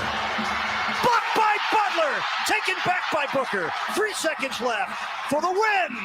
He missed it. Miami holds on and defeats the Phoenix Suns 113-112. And the Butler did it with defense. Did he ever? Blocking the shot at the elbow and then chasing him down, contesting the 3 as they had, like a 12-0 run in that game to come back? Yes. Nice win for the Heat. Watch the whole game, David. Really? 113-112. Sound was on football, but the Heat game was on from start to finish. Okay. There you go. We are the Florida Sports Network, after all. That is true. That was the Florida team playing last night. Yeah. Had to pay a little attention. And it was a good game. It was entertaining all the way through. That was, for all the games that I've watched with good teams that ended up being a blowout one way or another, that game, start to finish, was a pretty good basketball game. Yep. And as the Miami Heat correspondent of the show, I felt the need to go. And I was there. And it was awesome. And the Heat now get to 500 at 7-7. And, you know, the NBA's had a lot of non-competitive games this year. They had a good night last night. 3 of their 4 games decided by 1, 4, and 7. And then Atlanta went into Milwaukee and beat Giannis and the Bucks. So that's a lot of clutch. A lot of clutch plays. That's our Clutch Vodka play of the day. Clutch Vodka. Go to Total Wine to purchase your Clutch Vodka, or go to Seaside Bar and Grill on Sundays for the Miami Dolphin watch parties, where you can get that great Bloody Mary bar and great specials on Clutch Vodka. Clutch Vodka. Clutch with a K. You know who's clutch? David Samson. And he's joining us. He's going to keep joining us. That's what he says. He said he wants to own Tuesday at 7:38. And I said to him, I didn't realize it was for sale. I, of course, knew it was for sale. There is not any part of the show that is not for sale. If you are looking to buy something, 21,000 is the text line. Talk to me. I will sell it to you. Miller, Moulton, Felipe, you can buy them all. Wait, we're up for sale too? Hell yes. You want a special Christmas greeting? Call now or text now. Miller and Moulton. David Sampson's next. Miller and Moulton here for the Clutch Vodka play of the day. Mark, remember Nick Charles, Fred Hickman, the CNN play of the day? Yeah, CNN did a nightly sports show. That was a while ago. Yes, it was. Just work with me. Everyone liked the pod, the play of the day. So how about we have the Clutch Vodka play of the day? Sounds good. Fun. Smooth. Like Clutch Vodka. Listen weekday mornings for the Clutch Vodka play of the day. That's Clutch with a K. David Moulton for Napa, Napa Auto Parts, and Napa Filters. Insist on Napa filters for your vehicles, or if you're a do-it-yourselfer, only buy Napa filters. Napa has a filter for almost anything on earth that moves, whether it's motorcycles, foreign and domestic cars, vans, SUVs, earth-moving equipment. You get the idea. Napa Auto Parts, Napa filters. Insist on them for your vehicles, or if you're a do-it-yourselfer, only buy Napa filters. Don't miss the Miami Dolphins watch party every Sunday at the Seaside Bar and Grill in Bonita Springs. Presented by Clutch Vodka. The Seaside will be serving Clutch Vodka drinks, including the awesome Bloody Mary bar at the Seaside. If you can't be at Hard Rock Stadium, come have fun at the best place in town to watch the Dolphins and enjoy the best, clean, crisp, smoothest vodka. That's Clutch with a K. Miami Dolphins parties every week at the Seaside Bar and Grill on Old 41 in Bonita Springs. Powered by Clutch Vodka. Mark Miller for SWFL Golf Carts, or online, flgolfcarts.com. If you're looking for a golf cart, an e-bike, or an e-motorcycle, go visit Alex and the gang at SWFL Golf Carts. flgolfcarts.com online. Check out their whole inventory. If you're looking for a custom cart, they can take care of you. 2-seater, 4-seater, 6-seater, they've got you covered. E-bikes, nobody better for value and service. E-motorcycles, check them out. Again, flgolfcarts.com. flgolfcarts.com. You are listening to Miller and Moulton on the Florida Sports Network.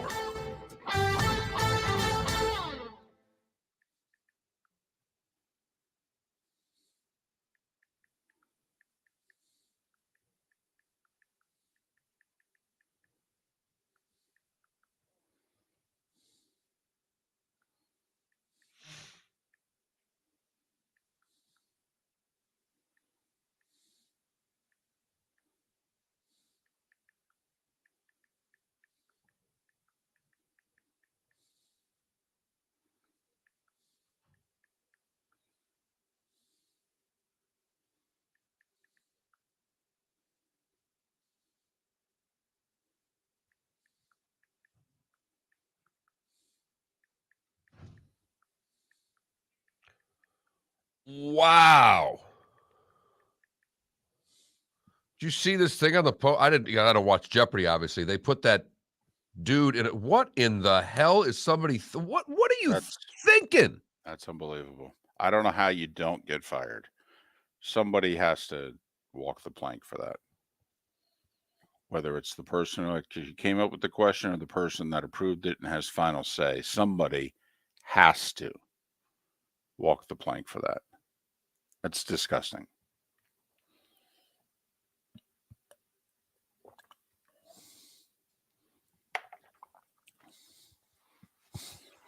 Good morning, David. Good morning. How are you? Doing well. How about yourself? Good. I just finished a long segment on the shooting in Virginia, and I can't even. It's just hard to talk about. We haven't done much other than in our update at the Sports Center update that we do at 6:30. I don't even know how you do it. I think about it all night and don't sleep, and then try to say a coherent 10 minutes about a topic that sickens me to the point where I get stomach aches. And then it just happens more and more and more and more, and then you're just numb. That's how you do it. Right. And then you've got the Idaho thing. Yeah. I think I started it with the president said it's an unimaginably sad day. And my point was, what's unimaginable about it? It happens every day. Every single day. So what do you mean you couldn't imagine it? We all imagine it. It's not even wait a minute. It's not even imagining it when it happens every day. It's just what a Tuesday is. Anyway, sorry. I literally just finished. No, that's usually I decompress after a show for a few minutes. And here we were going to ask you whether or not, you traveled a couple thousand miles with your guy buddies and you were dancing half naked like Kirk Cousins. I am not going to confirm or deny what happened in Brazil. But let me tell you, that place is something. And they don't need fake sand and fake boats at the stadium to make it an event the way Miami did. Did you go to the Miami F1 race? I did not. I couldn't bear it. Did you guys? No. I'll tell you, it's an international sport in a way that I had not realized. No, well, I asked you about it.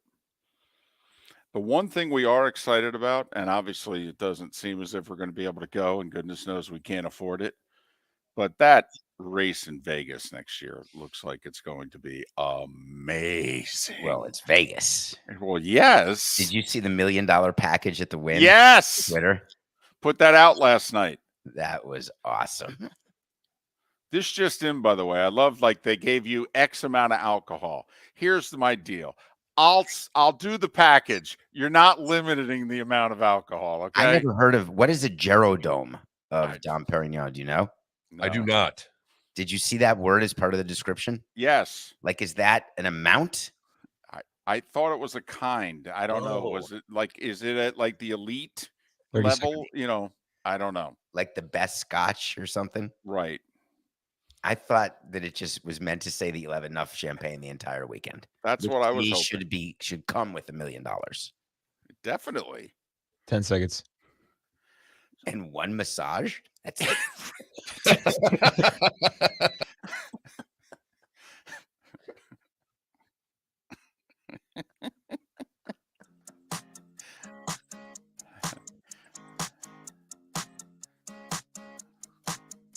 You're listening to Miller and Moulton, exclusively on the Florida Sports Network. 22 minutes before the hour. He owns this day and this time on our show. He asked to purchase it last night.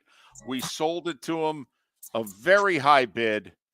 I believe about 39 cents was exchanged. He's David Samson. He is the daily host of a terrific podcast called Nothing Personal with David Samson. He also does work for the CBS Sports family, CBS Sports HQ. Former president of the Marlins. We'll get into that job description in a little bit. But first, you can follow David on Twitter at David the letter P Sampson, David P Sampson. Good morning. How was your trip? I got back. The thing with going to South America is it's a red eye both ways. So that's not normal. So we got back on yesterday morning, and I literally, not figuratively, literally walked in the door, stripped, showered, and was on the air recording an episode of Nothing Personal, all within moments. But seeing the Grand Prix in person, it was something else. And I felt guilty being there. We were the only people. There were 4 people speaking English in the whole place, by the way. Not a word. And now I understand how it feels when you don't speak the language of the people calling the race, because we had no idea what was going on other than the turn where we were sitting. But it was being described like a horse race to the other million people there. And we're just standing there wondering, trying to get cell reception. That said, it was awesome. What impressed you the most about the cars? Because, we all take it, and not everybody's a gearhead, but most everybody has said, if you're into auto racing, you've got to be up close and personal once to see it. So what impressed you most about the power of the automobiles? Well, first, what struck me is that you can only see the top inch of the helmet of the driver. I didn't realize they were so sunk into the cars. When you watch Drive to Survive or watch the race on TV, or the angles you get, you feel as though they're seeing more of the road. They're really down there. I was shocked by the size of the drivers when they're out of the car. And then I was shocked at the speed. And that sounds crazy because Grand Prix, they're going fast. You see it on your screen. When you're watching them go in turns at the speed they're going in, you realize, A, how dangerous it is, B, how talented they are, and then see how focused they are. I can't find another sport, and I tried this on yesterday's Nothing Personal. Can you guys think of another sport that requires that amount of time of straight focus?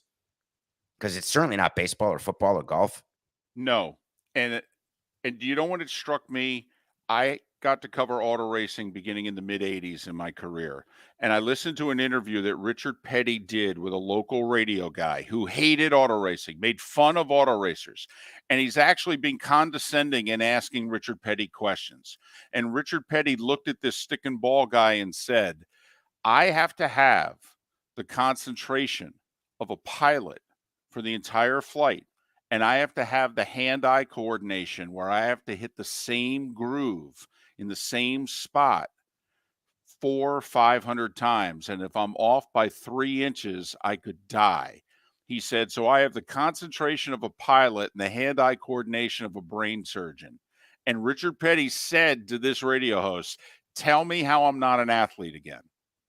I couldn't agree more. I just would have to ask, what percentage of your audience understands the stick and ball reference? Well, I hope a large percentage of it. Okay. Are you talking about a microphone? No, stick and ball, like baseball, football, basketball, the stick and ball, as opposed to auto racing, which is, tires and, other sports, stick and ball sports, traditional. Stick and ball is another word for traditional. Are we live? Because what I thought you were talking about is we're that live. you were a reporter reporting on it.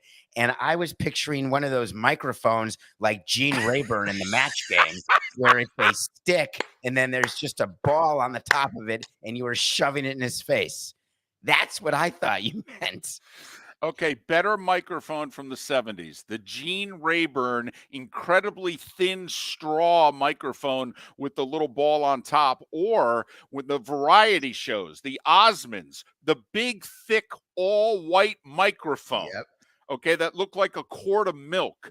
Better microphone. That could be our poll question today, Mark. There is nothing better than the Gene Raber. I'm with you. Huge fan of Match Game. Not to mention that they were drunk on that show, and by the time they got to the Friday episode, no one could even speak. So I just want to answer the question because you're totally right. That's what struck me. Is there better athletes than I thought? By far, far better. And the concentration, you said a pilot. If you speak to a pilot, they focus on takeoff and landing. The rest of the time, it's on autopilot. There's no autopilot in these race cars. You are focused every second of the day. Have you guys done one of those racing schools like at Homestead where you actually drive one, like a NASCAR? No. I did the Petty experience in Orlando, and I was lucky enough in the early 90s. Rusty Wallace actually took me for a couple laps at Watkins Glen. How did that feel? Did you get sick? No, I didn't get sick. I thought it was amazing. So I think people would realize that if they were in that car with what those cars do and the speed at which they do it, that it would be like being with Tom Cruise in Top Gun Maverick. Well, that's what strikes me. And that's the pinnacle of the Grand Prix. But Ross Chastain, a guy we follow, the Elva, Florida NASCAR driver, the watermelon farmer, when he put it up on the wall in Martinsville, they said he was pulling like 4 Gs when he drove the car. And that's, I think, the part. The other thing, David, that we've always found interesting, particularly about NASCAR, and I don't know if they do it in F1 because I don't follow it as closely, but when these guys are doing yellow flag laps, they're talking to them. Could you imagine in baseball, David, the guy is on the on-deck circle for the play-by-play guy? We're going to go to David Samson in the on-deck circle. What do you think about what the pitcher's doing right now? We don't get the type of access that they give us in motorsports. It's truly amazing, especially in this cancel sort of era where you worry when you have live sort of communication going on, because when you're the driver, you can't see what's going on. The eyes in the sky are telling you what to do, and you're telling them how the car feels, and you're making decisions about when to pit and when not to. But the access is what makes Drive to Survive so successful. And Drive to Survive is what's made the Atlanta Braves so hard to beat in baseball. Because did you know that F1 and the Braves are owned by the same people? Did not know that. Yes, Liberty Media owns F1, strangely enough. And they just negotiated a huge, huge rights fee increase because of Drive to Survive and everybody who's watching it. And I did not have the guilt while sitting there in Brazil of being late to the party. I don't get that guilt, actually. Because I didn't like it before, which I didn't, and couldn't name a driver, which I couldn't. Now I can. So why not embrace your new love of something and take full advantage? Well, you have been open in that basically you didn't really pay attention to F1 until Drive to Survive. Do you think there's something that baseball, or really any sport, I mean, golf, apparently this year they were following Netflix was following the PGA Tour around. I can't wait to see those shows with as tumultuous a season as the PGA Tour had. But David, do you think there's something that Major League Baseball could do? I mean, listen, they made a fan of sport out of you, okay, because the TV product was so good. If I was running baseball, wouldn't I call those people up and say, you have complete access to our sport, knock yourself out? We did that in 2012. It was called The Franchise on Showtime. And we gave them access to everything.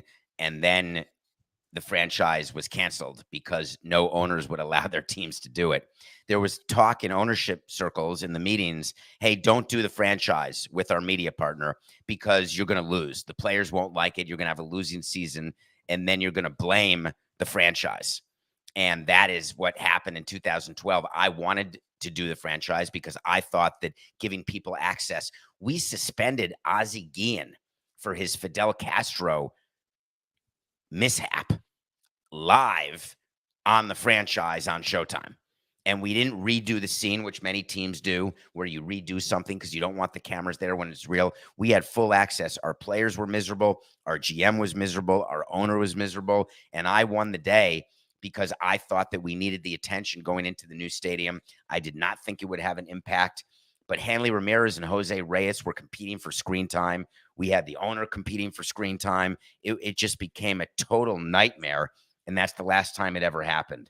And, you know, you see a little bit of that in F1, in that the greatest driver on the grid, Max Verstappen, doesn't participate anymore because he doesn't want the distraction or to become quote unquote a TV character. So there are issues you can have with your athletes. You know, we've talked a lot about the race and the power. What about the scene, David? Because the one thing about the F1, it's not the race. It's everything leading up to the race. It's the scene that Miami so desperately wanted to have that I don't know if they were able to pull off. Just give us a description of what the event was like outside of the race. So shockingly, it was not an event.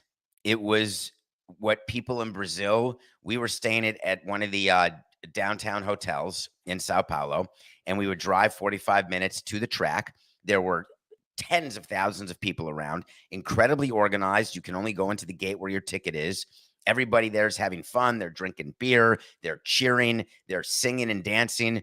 But in terms of an event outside of the racing, I felt as though the people in Brazil took it much more seriously than people in Miami, where they were there for, quote unquote, the other part of the event. In Brazil, they were there for the race, and they were there for the Porsche race that happened before. They were there for the parades. They were there for the actual F1, the sprint, the qualifying, and the race. So I actually thought that their level of knowledge and fandom was far more significant, which makes sense because that Grand Prix has been going on for much longer than Miami, which just had its first one. So I think that the goal in the US is to make it more of a race versus more of an event. But of course, they're going to Vegas next year, and believe me, no one will remember who wins that Grand Prix. I do think the F1 race in Texas is a race. I think I the one in agree. Miami was an event. Vegas is going to be an event. He's David Samson. Nothing Personal is his daily podcast. Nothing Personal with David Samson. He does work with CBS Sports, CBSSports.com, CBS Sports HQ, former president of the Marlins. You can follow him on Twitter at David P. Samson, David, the letter P. Samson. All right. When you were president of the Marlins, you were not just a business guy, right? You were business and baseball. So the Marlins now, and yes, they have two women who have divvied up, I guess, your job. Okay, one handles just the business and one handles just the baseball, right? That was not your job, right? You did both. So my job was president of the entire team. So I had the president of baseball operations reporting up to me and the people who ran the business reporting up to me. So I was in charge of both. And I think that commonly that position exists, but now they try to change titles. And the reason why they're doing that, interestingly enough, is all because of PR. It's really nice to say that you've promoted someone from GM to president of baseball operations. Guess what? There's zero difference in what their job is. It's just called something new. Caroline O'Connor was the COO of the Marlins. Now she's the president of business operations, and that's worthy of historic announcement. Her job has not changed at all. And so I understand why the Marlins would do that, and I understand why sports does that. But I can't wait for a time when it's not newsworthy or it's not historic that a woman gets a job or that someone who's LGBTQ does something. It should just be part of what we do. She is good at her job. Wait to see. But she is no different today than she was yesterday, other than a PR announcement. But yeah, I did both. And I think it's important to have someone overseeing both because the biggest part of the business is actually the baseball operation. That's what people don't realize. The biggest expense, not just Major League payroll, but the biggest number of employees, because you've got development, you've got scouting, minor league operations, et cetera, all over the country. The biggest issue happens in the baseball department. So to not have your president involved on the business of baseball and the baseball of baseball is a mistake. You said you wanted to own 738 on Tuesdays. All right. We're trying to figure out, are we going to charge you the dollar or are you going to charge us the dollar? Wait, why would you charge me the dollar? I don't think we should be charging you anything, but you said you wanted to own it. Usually that involves a purchase. So here's a deal that I'll make. We got 30 seconds. I love the 738 with you guys. I love the fact that we don't even get to the Rays, and it's barely baseball because, hey, there's going to be some stuff to talk about with the qualifying offers. You could have said, hey, what about the trade of Choi? But I think your audience wants to hear all sorts of different things that are going on in this sports world. There will be plenty of baseball to talk this offseason. Maybe Tampa will make a run at Aaron Judge again. Can we talk about that if that happens? Well, we'll have time next Tuesday. Thanks, David. Samson. Nothing personal with David Samson is his daily podcast. It's been nominated for many awards. It's very popular. CBS Sports HQ. Follow him on Twitter, David the letter P Samson, David P Samson. From David Samson to Pat Kirwan. Next on Miller and Moulton. David Moulton for Napa, Napa Auto Parts, and Napa Filters. Insist on Napa filters for your vehicles, or if you're a do-it-yourselfer, only buy Napa filters. Napa has a filter for almost anything on earth that moves, whether it's motorcycles, foreign and domestic cars, vans, SUVs, earth-moving equipment. You get the idea. Napa Auto Parts, Napa filters. Insist on them for your vehicles, or if you're do-it-yourselfer, only buy Napa filters. Don't miss the Miami Dolphins watch party every Sunday at the Seaside Bar and Grill in Bonita Springs. Presented by Clutch Vodka. The Seaside will be serving Clutch Vodka drinks, including the awesome Bloody Mary bar at the Seaside. If you can't be at Hard Rock Stadium, come have fun at the best place in town to watch the Dolphins and enjoy the best, clean, crisp, smoothest vodka. That's Clutch with a K. Miami Dolphins parties every week at the Seaside Bar and Grill on Old 41 in Bonita Springs. Powered by Clutch Vodka. Yeah. Hi. Excuse me. Hey, the line starts back here. Ma'am, if your party's not here, you're going to have to go around again. If you had the opportunity to avoid all this, wouldn't you? Salt Live is the official transportation provider of the Miller and Moulton Morning Show, making your trip to and from the airport seamless and stress-free. Salt Live is supported with the help of local partners like the Bayfront Inn. Gather your family and friends and enjoy a leisurely day on the water with a pontoon or deck boat. If you prefer to explore the waterways without a motor, the Bayfront has canoes, standboards, and kayaks. At the end of your journey, enjoy lunch or dinner at the Bamboo Tropical Bar and Grill. The Bayfront Inn, something for everyone on 5th Avenue in downtown Naples. BayfrontInNaples.com. When you need a ride, book with Salt Live Transportation, 308-8686, or book on saltlivetransportation.com. Miller and Moulton here for the Clutch Vodka Play of the Day. Mark, remember Nick Charles, Fred Hickman, the CNN Play of the Day? Yeah, CNN did a nightly sports show. That was a while ago. Yes, it was. Just work with me. Everyone liked the pod, the Play of the Day. So how about we have the Clutch Vodka Play of the Day? Sounds good. Fun. Smooth. Like Clutch Vodka. Listen weekday mornings for the Clutch Vodka Play of the Day. That's Clutch with a K. Mark Miller for SWFL Golf Carts, or online, flgolfcarts.com. If you're looking for a golf cart, an e-bike, or an e-motorcycle, go visit Alex and the gang at SWFL Golf Carts. flgolfcarts.com online. Check out their whole inventory. If you're looking for a custom cart, they can take care of you. 2-seater, 4-seater, 6-seater, they've got you covered. E-bikes, nobody better for value and service. E-motorcycles, check them out. Again, flgolfcarts.com. flgolfcarts.com. You were listening to Miller and Moulton on the Florida Sports Network. This show's getting better and better. Checkouts at noon. Woo-hoo! Nice. Got a nap coming, baby. Nice. Yeah, Trenton, he will, but this is all about getting paid.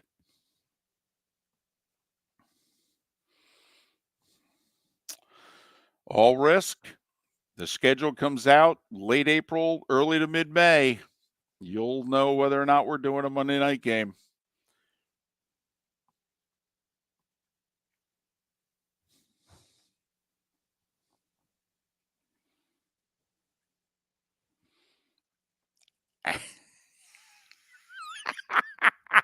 I just sent him a text of what the Jeroboam is or whatever.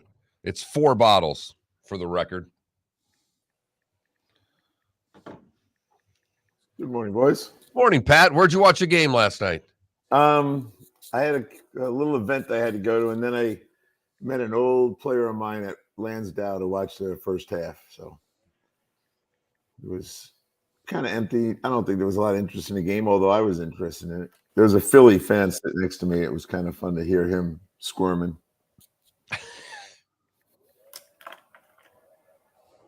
I was happy for Ron Rivera. I have him on the show today, so he'll be in great mood. Did you see the post-game reaction? Yeah. We talked to him the other day about his mom. Very, very good family guy. Ronnie boy. Team will go through a wall for him too. Oh yeah, they might make the playoffs now. Hey. The East in both conferences could be 8 of the 14 teams. Jesus. Oh, it's so great. Pat, I think the Giants have to be worried. Washington's next 4 games are Houston, Atlanta, the Giants, and the Giants. Because there's a bye week in between their 2 games with the Giants. They've won 4 out of 5. You're such a Giant fan. No. Worry. Nope. No. It's this team, though. I mean, come on. They have a great record. They are ham and egg in this. And I just don't know if they can get to the finish line 17 weeks. All right. If you're going to use the ham and egg analogy, so is Washington. No doubt. If they bench Heineke, would you bench Heineke? No, hell no. I said, so is most of the league, ham and egg. Yeah. And they're going to put Heineke back on the bench. Are they out of their minds? The team loves Heineke. Yeah, no. Wentz has played his last game in Washington, and Wentz may never be a starting quarterback again. He shouldn't be. I don't disagree. I told you this summer I never saw a guy twitching as much as him sitting talking to us on a hot August morning. Nothing at risk. He's interviewed with us 100 times. He knows we're not going to throw him anything hard, and he was scared to death to talk. 30 seconds. Yeah, Klecko, we should get Pat Royce on. Talk about the Vikings. Vikings. You still buying the Vikings? What are we buying? 10 seconds. NFC Championship? Win or game? Win. No. Here we go, guys. Let's go backwards. In the game? Depends on the seeding. Depends on diapers. That's right. You are listening to Miller and Moulton, exclusively on the Florida Sports Network. And now here's Mark Miller and David Moulton. And just like that, it's the 8 o'clock hour of Miller and Moulton on this Tuesday. I'm in Philadelphia, where it is clear, it is cool, it is in the low 30s, although they're steaming a little bit because their Eagles got whooped by the Commanders. Good game. Washington scored on the final play of it to make it 32-21, 10 weeks in the books. Pat Kirwan joins us to talk about Week 10. He of NFL Radio's Moving the Chains and CBS's NFL Today show. Pat joins us courtesy of Pinchers, Tampa to Key West, over a dozen locations in between, some of them battered and bruised and in need of repair, but Pinchers, because you can't fake fresh. How are you, Pat? I'm doing fine, fellas. I did enjoy last night's game. Plenty of action, a lot of emotion with Washington, and I think Sirianni said it best. We lost the game, not the officials. They turned the ball over and they couldn't function.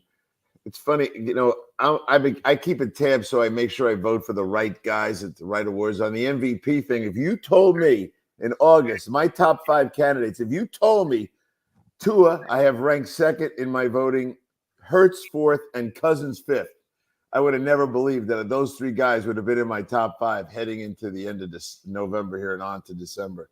So it's a pretty interesting year in the league. Kind of like the games. We can't figure them out, Mark. We've already admitted that to ourselves. They're hard to figure out. But I never thought those 3 quarterbacks would be in the conversation, and they are. No, and even last night, Philadelphia loses, but it's not Hurts. He threw the 1 pick, but the other turnover's not his fault, obviously. And Do you feel any differently about the Eagles today than you did yesterday morning, Pat?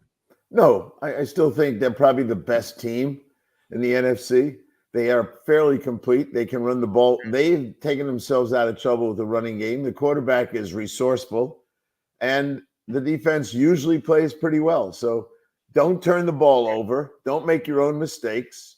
Don't dive on a quarterback who's giving himself up. And, they're probably going to win that game. And they're going to win a lot of games. Probably going to win the most games. Maybe David doesn't agree with me, but if you ask me the question, which NFC team will win the most games this year, I'd say Philly.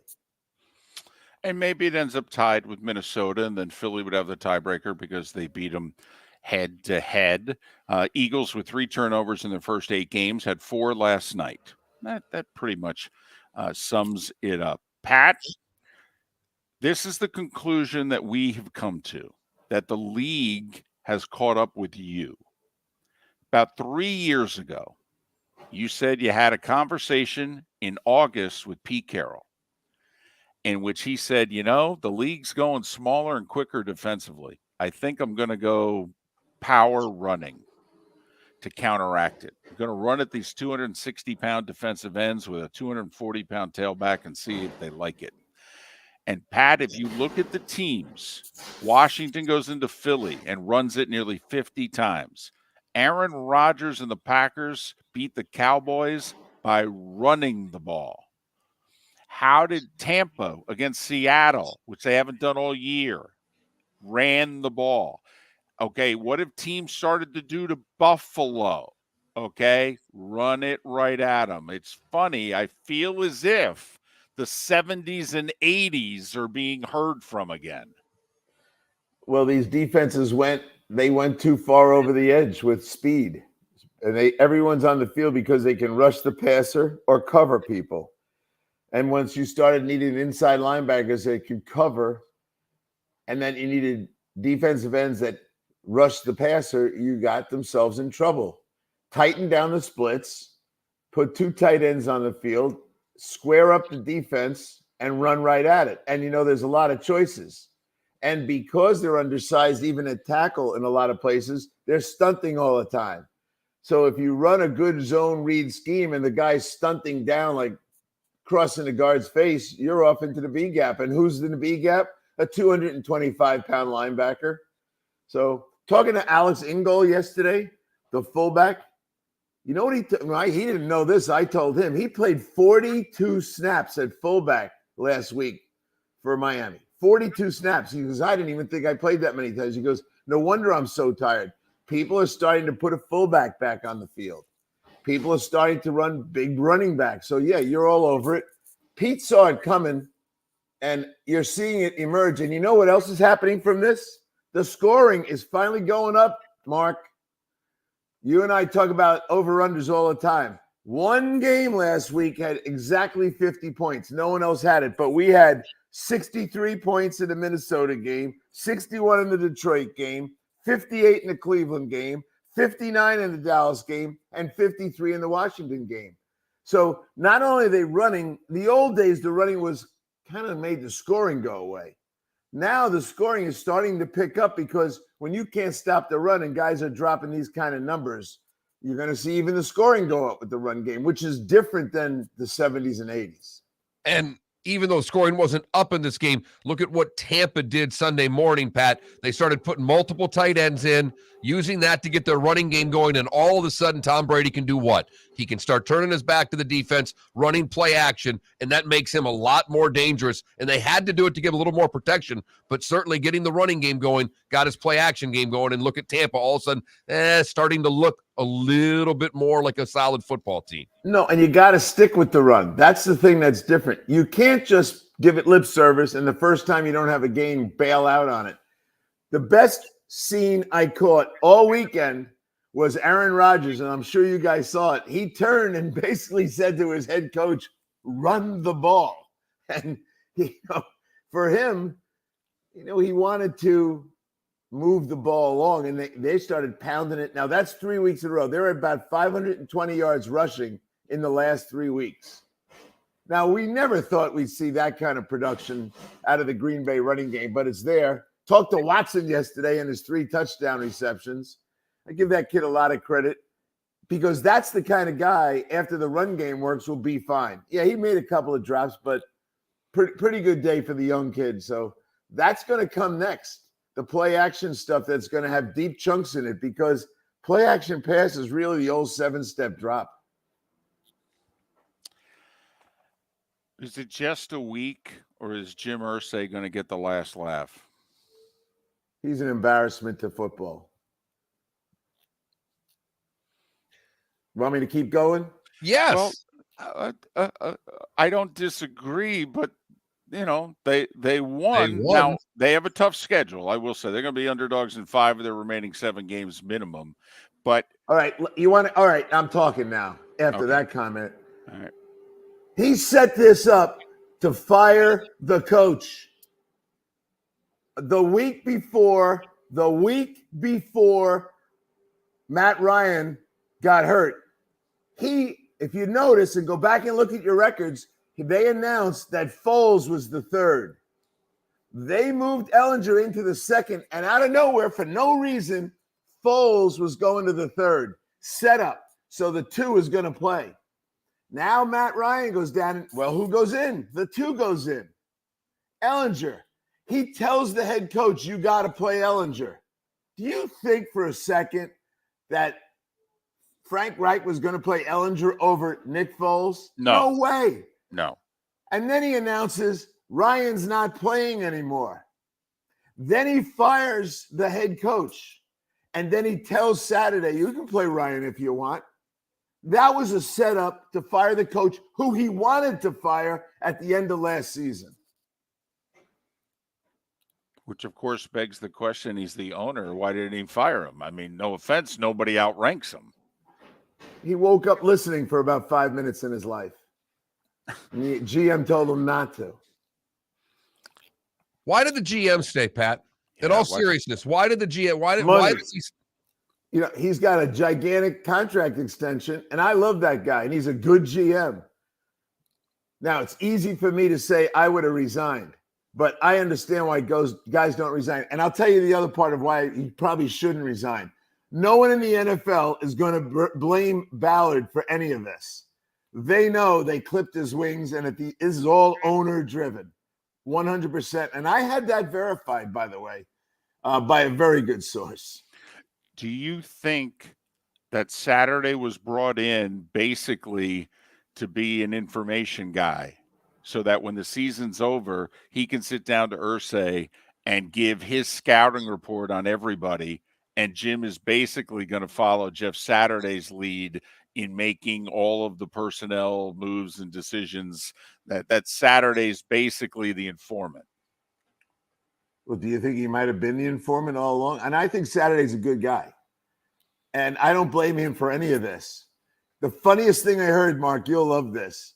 We're watching the game. Now, the smartest guys at CBS are shooting cameras and working on the floor. They're football fans. And one of the guys I like a lot turns to me while we got a close-up of Saturday, and he goes, hey, you see that guy right there? I go, yeah. He goes, he looks like he won the contest to be on the sideline for a game.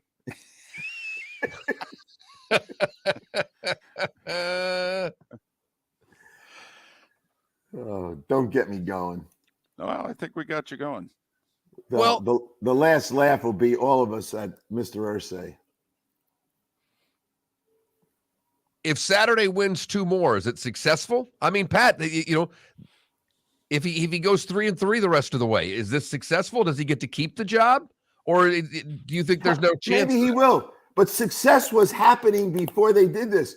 When they put themselves and put Ellinger on the field, their record was 3-1. He gave up 2 games. He automatically lost 2 games to get Frank out of there. He might have lost his opportunity to be in the playoffs. He didn't throw 1 touchdown pass in the 2 games the kid played. And all of a sudden, Matt, who's obviously the best quarterback, was back on the field. Yeah, he might have done this to do that. Very quickly, 30 seconds. Can you explain what's going on in Vegas? bad football. I thought I'm a bit disturbed, but their last 4-play situation was ridiculous. When they had a chance to win that game and the plays they called, and then it was the third down, not the last play. Everyone in the whole world knew he was going to throw a 9-route fade to his friend Adams. I get it. They put trips to the other side, singled him up, and now it's Gilmore and him. And he threw off his back foot. Go ask Troy Aikman about that throw. He didn't even set himself to throw the ball right. But the play before that it opened up and he could have run for a first down. And as always, Carr will not run. He's Pat Kirwan, NFL Radio's Moving the Chains, weekday afternoons and Saturdays from 2 to 5. He's also part of CBS's NFL Today show. Pat Kirwan. More of him on the other side. David Moulton for Napa, Napa Auto Parts, and Napa Filters. Insist on Napa filters for your vehicles, or if you're a do-it-yourselfer, only buy Napa filters. Napa has a filter for almost anything on earth that moves, whether it's motorcycles, foreign and domestic cars, vans, SUVs, earth-moving equipment. You get the idea. Napa Auto Parts, Napa filters. Insist on them for your vehicles, or if you're a do-it-yourselfer, only buy Napa filters. Yeah. Hi. Excuse me. Hey, the line starts back here. Ma'am, if your party's not here, you're gonna have to go around again. If you had the opportunity to avoid all this, wouldn't you? Salt Live is the official transportation provider of the Miller and Moulton Morning Show, making your trip to and from the airport seamless and stress-free. Salt Live is supported with the help of local partners like the Bayfront Inn. Gather your family and friends and enjoy a leisurely day on the water with a pontoon or deck boat. If you prefer to explore the waterways without a motor, the Bayfront has canoes, standboards, and kayaks. At the end of your journey, enjoy lunch or dinner at the Bamboo Tropical Bar and Grill. The Bayfront Inn, something for everyone on 5th Avenue in downtown Naples. BayfrontInNaples.com. When you need a ride, book with Salt Live Transportation, 308-8686, or book on saltlivetransportation.com.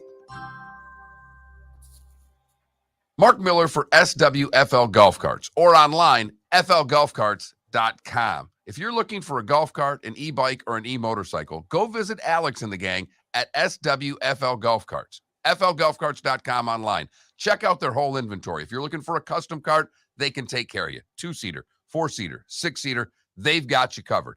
E-bikes, nobody better for value and service. E-motorcycles, check them out. Again, flgolfcarts.com. flgolfcarts.com. You were listening to Miller and Moulton on the Florida Sports Network.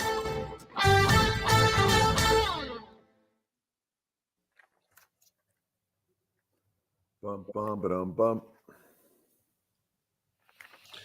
You know, I just want Indy to keep winning just so we can do this every week, Pat.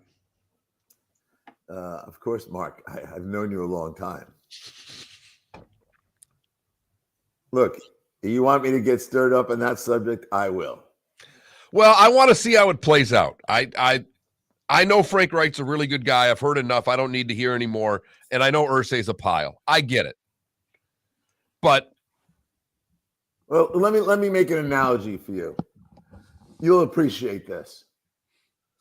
Out of nowhere, the owner of your radio company fires you and puts a guy in that seat that's never done a radio show in his life. what happened? I was going to say That happened to me. that was called 2016. Yeah. But Were you happy? Did you think the owner was a good guy? Did he give Still the don't. Irsay Award? Ooh. Wow. Yeah. Yep. Being a head coach in the National Football League is very hard and complicated. At least Jeff did the right thing and leaned on everyone there. And he did a very good job of going in there and settling everyone's emotions down, because everyone on that staff, I'm sure, thought, I'll be fired next. Right. Jeff's not the problem. He's a good guy. He understood what he couldn't do yet. Okay, let's presume this card right here is a play call sheet. See the card? So he walks out onto the field with his play card and he goes to look at it. right? This is what he did. He had it upside down. He'll be fine. And are they playing hard because Jeff's the head coach? Or are they playing hard because Matt's back under center?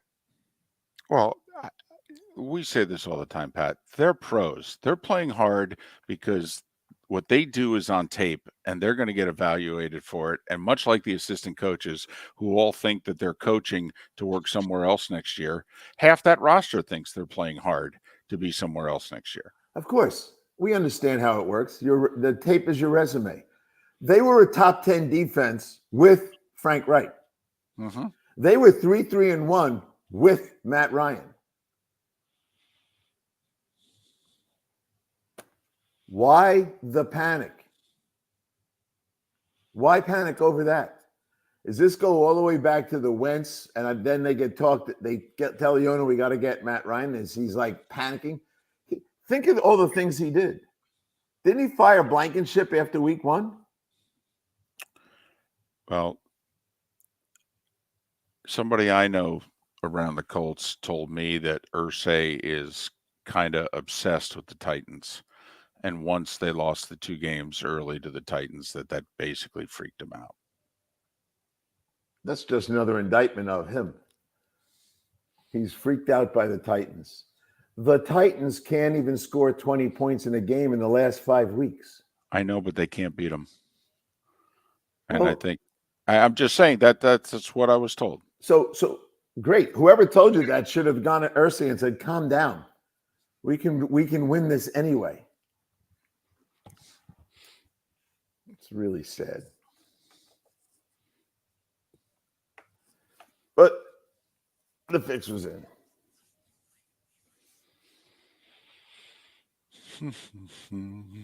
How about the officiating this week, fellas? Was that awesome? John Perry made his little suggestion in the fourth quarter last night, in which he said that basically anything that's a 15-yard penalty, 30 seconds, guys, should be reviewable. And he said you could do it under the guise of player safety, because if you think about it, just about every 15-yard penalty involves player safety. Yeah. How about we go to Belichick's idea from 10 years ago? I know, but you know they won't do it. You just well, I know how they can do it. 15. They got to get rid of one guy. Yeah, Rich McKay. And it'll happen. Yep. Got rid of Rich McKay off the competition committee. It would all happen. Here we go, guys. All right. Just what I needed. An upset stomach at 8:30. Thanks, Mark. Blaming you today. You're I can't listening keep to blaming Miller Dave. and Moulton, exclusively on the Florida Sports Network. 21 minutes past the hour, 10 more minutes with Pat Kirwan. And we got them riled up on air, off air. So hold on, folks. Here we go. This could get even more lively. All right, here's the deal. You're the GM of the Buffalo Bills, and I'm the head coach. At what point do you come in and go, I love you, but can we start winning some close games? It's been 2 years. The first thing the head coach is going to say is, "I hired you. Go back to your office." True. Okay. True. The owner comes down and says, "I love you." There we go. But why are we not winning close football games? How about this? You tell me, fellas, how many times the three of us since opening day have said they should have kicked the field goal? Ugh. It's all over this league. This go for it on fourth down and not take the points. Everybody and his brother's been quoting Vince Lombardi for like 3 weeks now about Vince's loss in the playoffs, saying, "I'll never not take the points again." Kick the field goals. If we go back and count them all, I think Baltimore might have had 2 of those where we all said they should have kicked the field goal with the best kicker in the NFL. It's all over the place. Every week we say it on our Mondays. I feel like we start the show with they should have kicked the field goal. What? We're talking about the evolution of these run games. What happened to the evolution of coaching decisions? Pat, when we talk to Colts, you say it's the owner. Who is it in the coaching decisions? Who is it coming from? Is this the owners again that are forcing the analytics? Well, they many of the young coaches that are getting hired, in the old days, you had to say you knew the West Coast offense inside out. That's how you got a head coaching job. Now you got to walk in there like a little nerd and say you're an analytics guy. Because the owners, usually from their business experience, lived in that world. So now they think you're talking their language. It's what it is. Well, like that was the word in Carolina. This new owner came in and he's pro analytics. And Ron Rivera, when he was the coach that he inherited, he was an aggressive guy to begin with, but even he started doing some things that he didn't normally do. And Matt Rule was overly aggressive as head coach as well. Pat, I want to talk the Dolphins, and I want to talk, is this offense right now, and I have no idea if it can go to New England and Orchard Park and win games in January, but between now and then, they're going to play a lot of good weather games. Is this the most dynamic offense? Is this Chiefs at their very best with Andy and Pat? Is this, what they've done in the last 3 weeks, Pat, is 99, 2001 Rams-esque. Does McDaniel and Tua and company right now, are they doing something that the league can't handle? No. They have two exceptional receivers that no one can handle. That's the first part. And the second part is that once they went out and got Wilson, interestingly enough, when I talked to Alice Ingold yesterday, they got a little running game repair job that they needed badly. So there's nice balance. But where it's not like Kansas City is the quarterback is not elusive. He is pretty much a stationary guy, and he's good. And he's got a nice rhythm to his – you would too if you had those receivers. But if he has to move around because the pass rush can get there, he's not going to move around. To me, the dynamics of a Mahomes, even a Josh Allen, certainly Hurts, Jalen, those guys can make an extra play out of a play that they called. It wasn't there. They broke contain. They reset and threw deep. That's where I don't think he's got it to the point of winning a Super Bowl. And I don't see them as – I love them. I love the way the Tua is playing. But you're asking me to drill down into are they unstoppable? Are they in that dynamic? You called it the Rams' greatest show on turf, all that. No, they're not that. You got to be able to survive. Now, let's see what happens when he's at Orchard Park if it's a 30-mile-an-hour wind to his face when he's throwing. And that's why I mentioned, Mark, they've got road games late in the year. Buffalo, New England. This ain't a dome. This ain't Miami. Look, I'm cheering for him. The kid is really playing nicely. Everyone, Alex Ingold was just talking so glowingly about him yesterday as a teammate and everything else. Yeah, I'm cheering for him. But you asked me to compare him to the greatest show on turf, and I can't bring that. I'm more inclined to think Kansas City's that team. Fair enough. Still right now with what Kansas City and the change of personnel, you still think that offense is the most elusive in the league? Yeah, I do, because I think the quarterback, when under pressure, can deliver extraordinary performances and can do things outside the box. He's not the runner that Allen is, but you ever watch him? Here's when he runs right before halftime. If you watch him, that last drive before halftime, he will take run risk after run risk to get down to a scoring position. So that's where I don't think Tua has that. If I see that from Tua at a little bit of a consistent level, then I'll start to change my tune. But, okay, is Mahomes the MVP? Because he is in my book right now. Well, Pat, this is, and we ask this in all sports. The word valuable sometimes gets us to vote for guys. But if you're asking, is he the best player in the league? The answer is yes. He just is. Yeah. And his performance, the things he's doing are ridiculous. He's going to land up. How many times, David, you're a historian. How many 5,000-yard passes have we seen? And I'm not talking about throwing when you're losing. A lot of those passing records are in losing efforts, but he's not losing. He's just destroying people. And I love when they put the running back on the side and said, no, not this week, kid. And they move on to someone else. What do you have, 4 carries? Yeah. Clyde? They are deep. They are very deep. On that side of the ball, they can rotate receivers, they can rotate running backs, and they even got 3 tight ends so they can give Kelsey enough rest during the game so he can get his 15 snaps off. They are something. Thursday night, Tennessee at Green Bay. Is this the part of the season? Because, the Titans are as mentally and physically tough as any team in the league. But do you think this is the part of the season where we see the short week just gets a team like Tennessee? Or do you think, no, man, the Titans show up. It doesn't matter the day, doesn't matter the time. Well, they don't score a lot of points. We talked about that a little while ago. They're under 20 points per game for the last 4 or 5 weeks. Now, the other part of this problem is Green Bay's run defense. 1,406 yards in the last 5 or 6 games. They're giving up too many yards rushing for me to think Tennessee can't go in there and do what they do. Now, a lot of people want to believe, the Packer fans, they want to believe that we're back. Well, you're not going to win the division. You're playing for a wild card. Rodgers has a running game. He looks willing to use it. If Christian Watson and those guys, and he's going to get, what's his name back this week? His little friend there, his other receiver.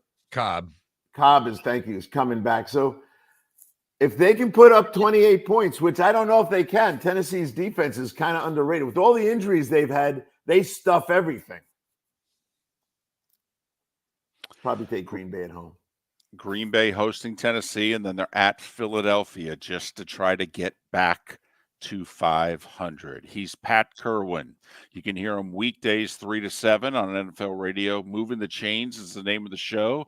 Him and Jim Miller do a show Saturdays from 2 to 5 as well. He's also part of CBS's NFL Today show. He joins us twice a week, Tuesdays and Fridays at 8 o'clock, courtesy of Pinchers. From Tampa to Key West and many points in between.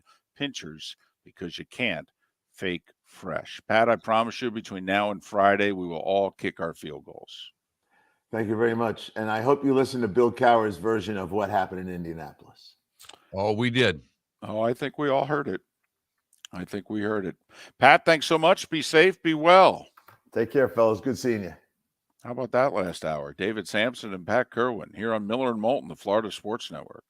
David Moulton for Napa Auto Parts, and Napa Filters. Insist on Napa filters for your vehicles, or if you're a do-it-yourselfer, only buy Napa filters. Napa has a filter for almost anything on earth that moves, whether it's motorcycles, foreign and domestic cars, vans, SUVs, earth-moving equipment. You get the idea. Napa Auto Parts, Napa filters. Insist on them for your vehicles, or if you're do-it-yourselfer, only buy Napa filters. Mark Miller for SWFL Golf Carts, or online, flgolfcarts.com. If you're looking for a golf cart, an e-bike, or an e-motorcycle, go visit Alex and the gang at SWFL Golf Carts. flgolfcarts.com online. Check out their whole inventory. If you're looking for a custom cart, they can take care of you. 2-seater, 4-seater, 6-seater, they've got you covered.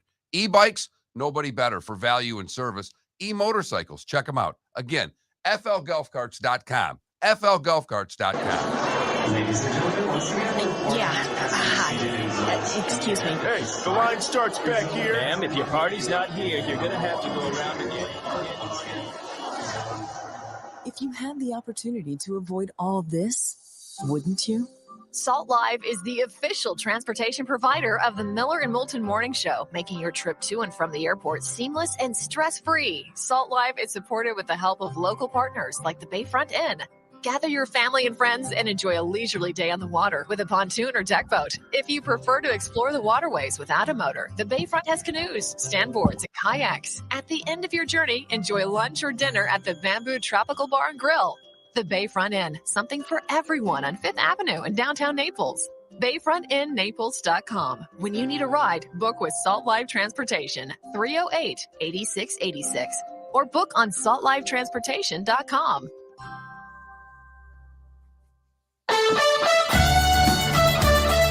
You You are listening to Miller and Moulton on the Florida Sports Network.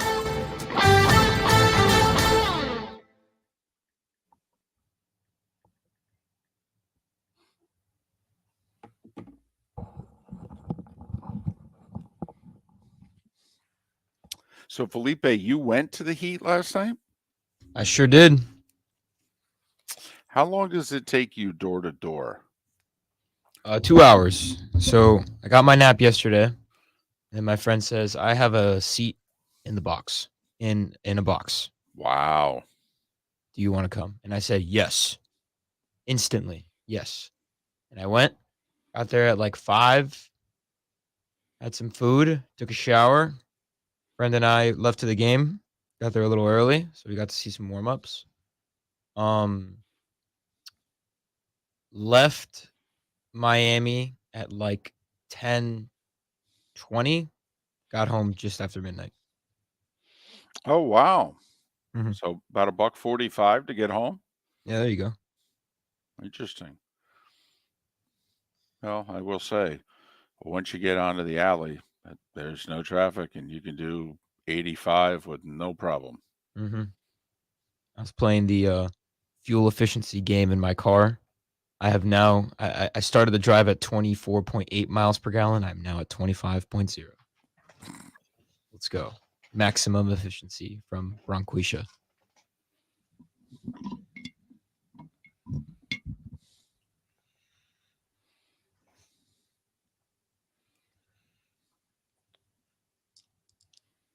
What's Hams?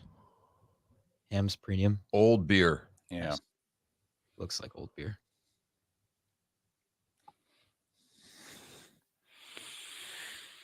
And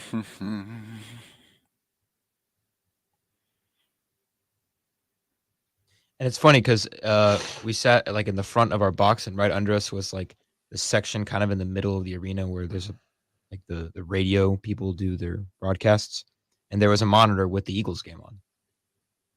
So we looked down and we're able to tune in with the Eagles.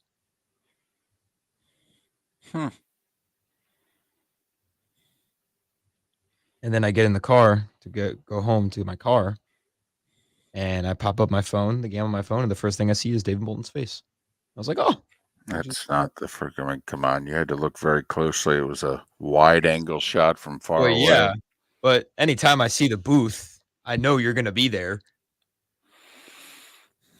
And yes, Adam, yes, FTX stuff everywhere on the hardwood floor, although they removed the logo from the roof. Well, but I mean, we talked about this, and Mark It's a went through nightmare. this. Mark went through this a couple times. You forget. I mean, they pay a ton of money. You're not just getting the sign. You're getting napkins. You're getting plastic cups in the suites. You go to Hertz Arena and you see on the cement stairs in the sections, you got every other step is like Hertz, and I mean, Oh yeah, it's a nightmare. Like what they're going through right now. we remember we joked last week. I joked to Mark and I said, "Listen, if you're them, do you just tear off all the FTX stuff, and if the AAA stuff's underneath it, you just leave it for a couple weeks until you replace it?" Depends if the check already came in before the bankruptcy, because it was all over the court last night still. And what I'm saying is that like the logo is fat and on the court. You can't just replace that with hardwood, Yeah, like just regular. You just take the sticker off. Yeah, I don't know, but yeah, but they gotta, it's just like all of us ordering our stuff. Just because they're the Miami Heat, they gotta order a new floor. It's funny because they were promoting the Miami Vice license plates that they sell. You got to call Kevin Brockway, Oh yeah, I should. I'll talk about it later.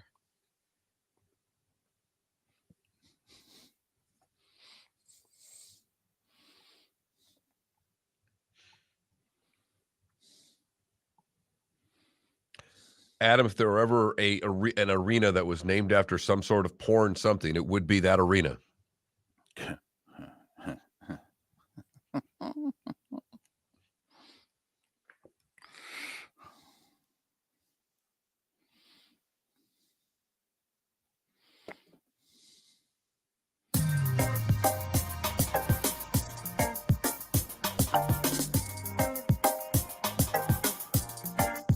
Welcome back to Miller and Moulton, only on the Florida Sports Network.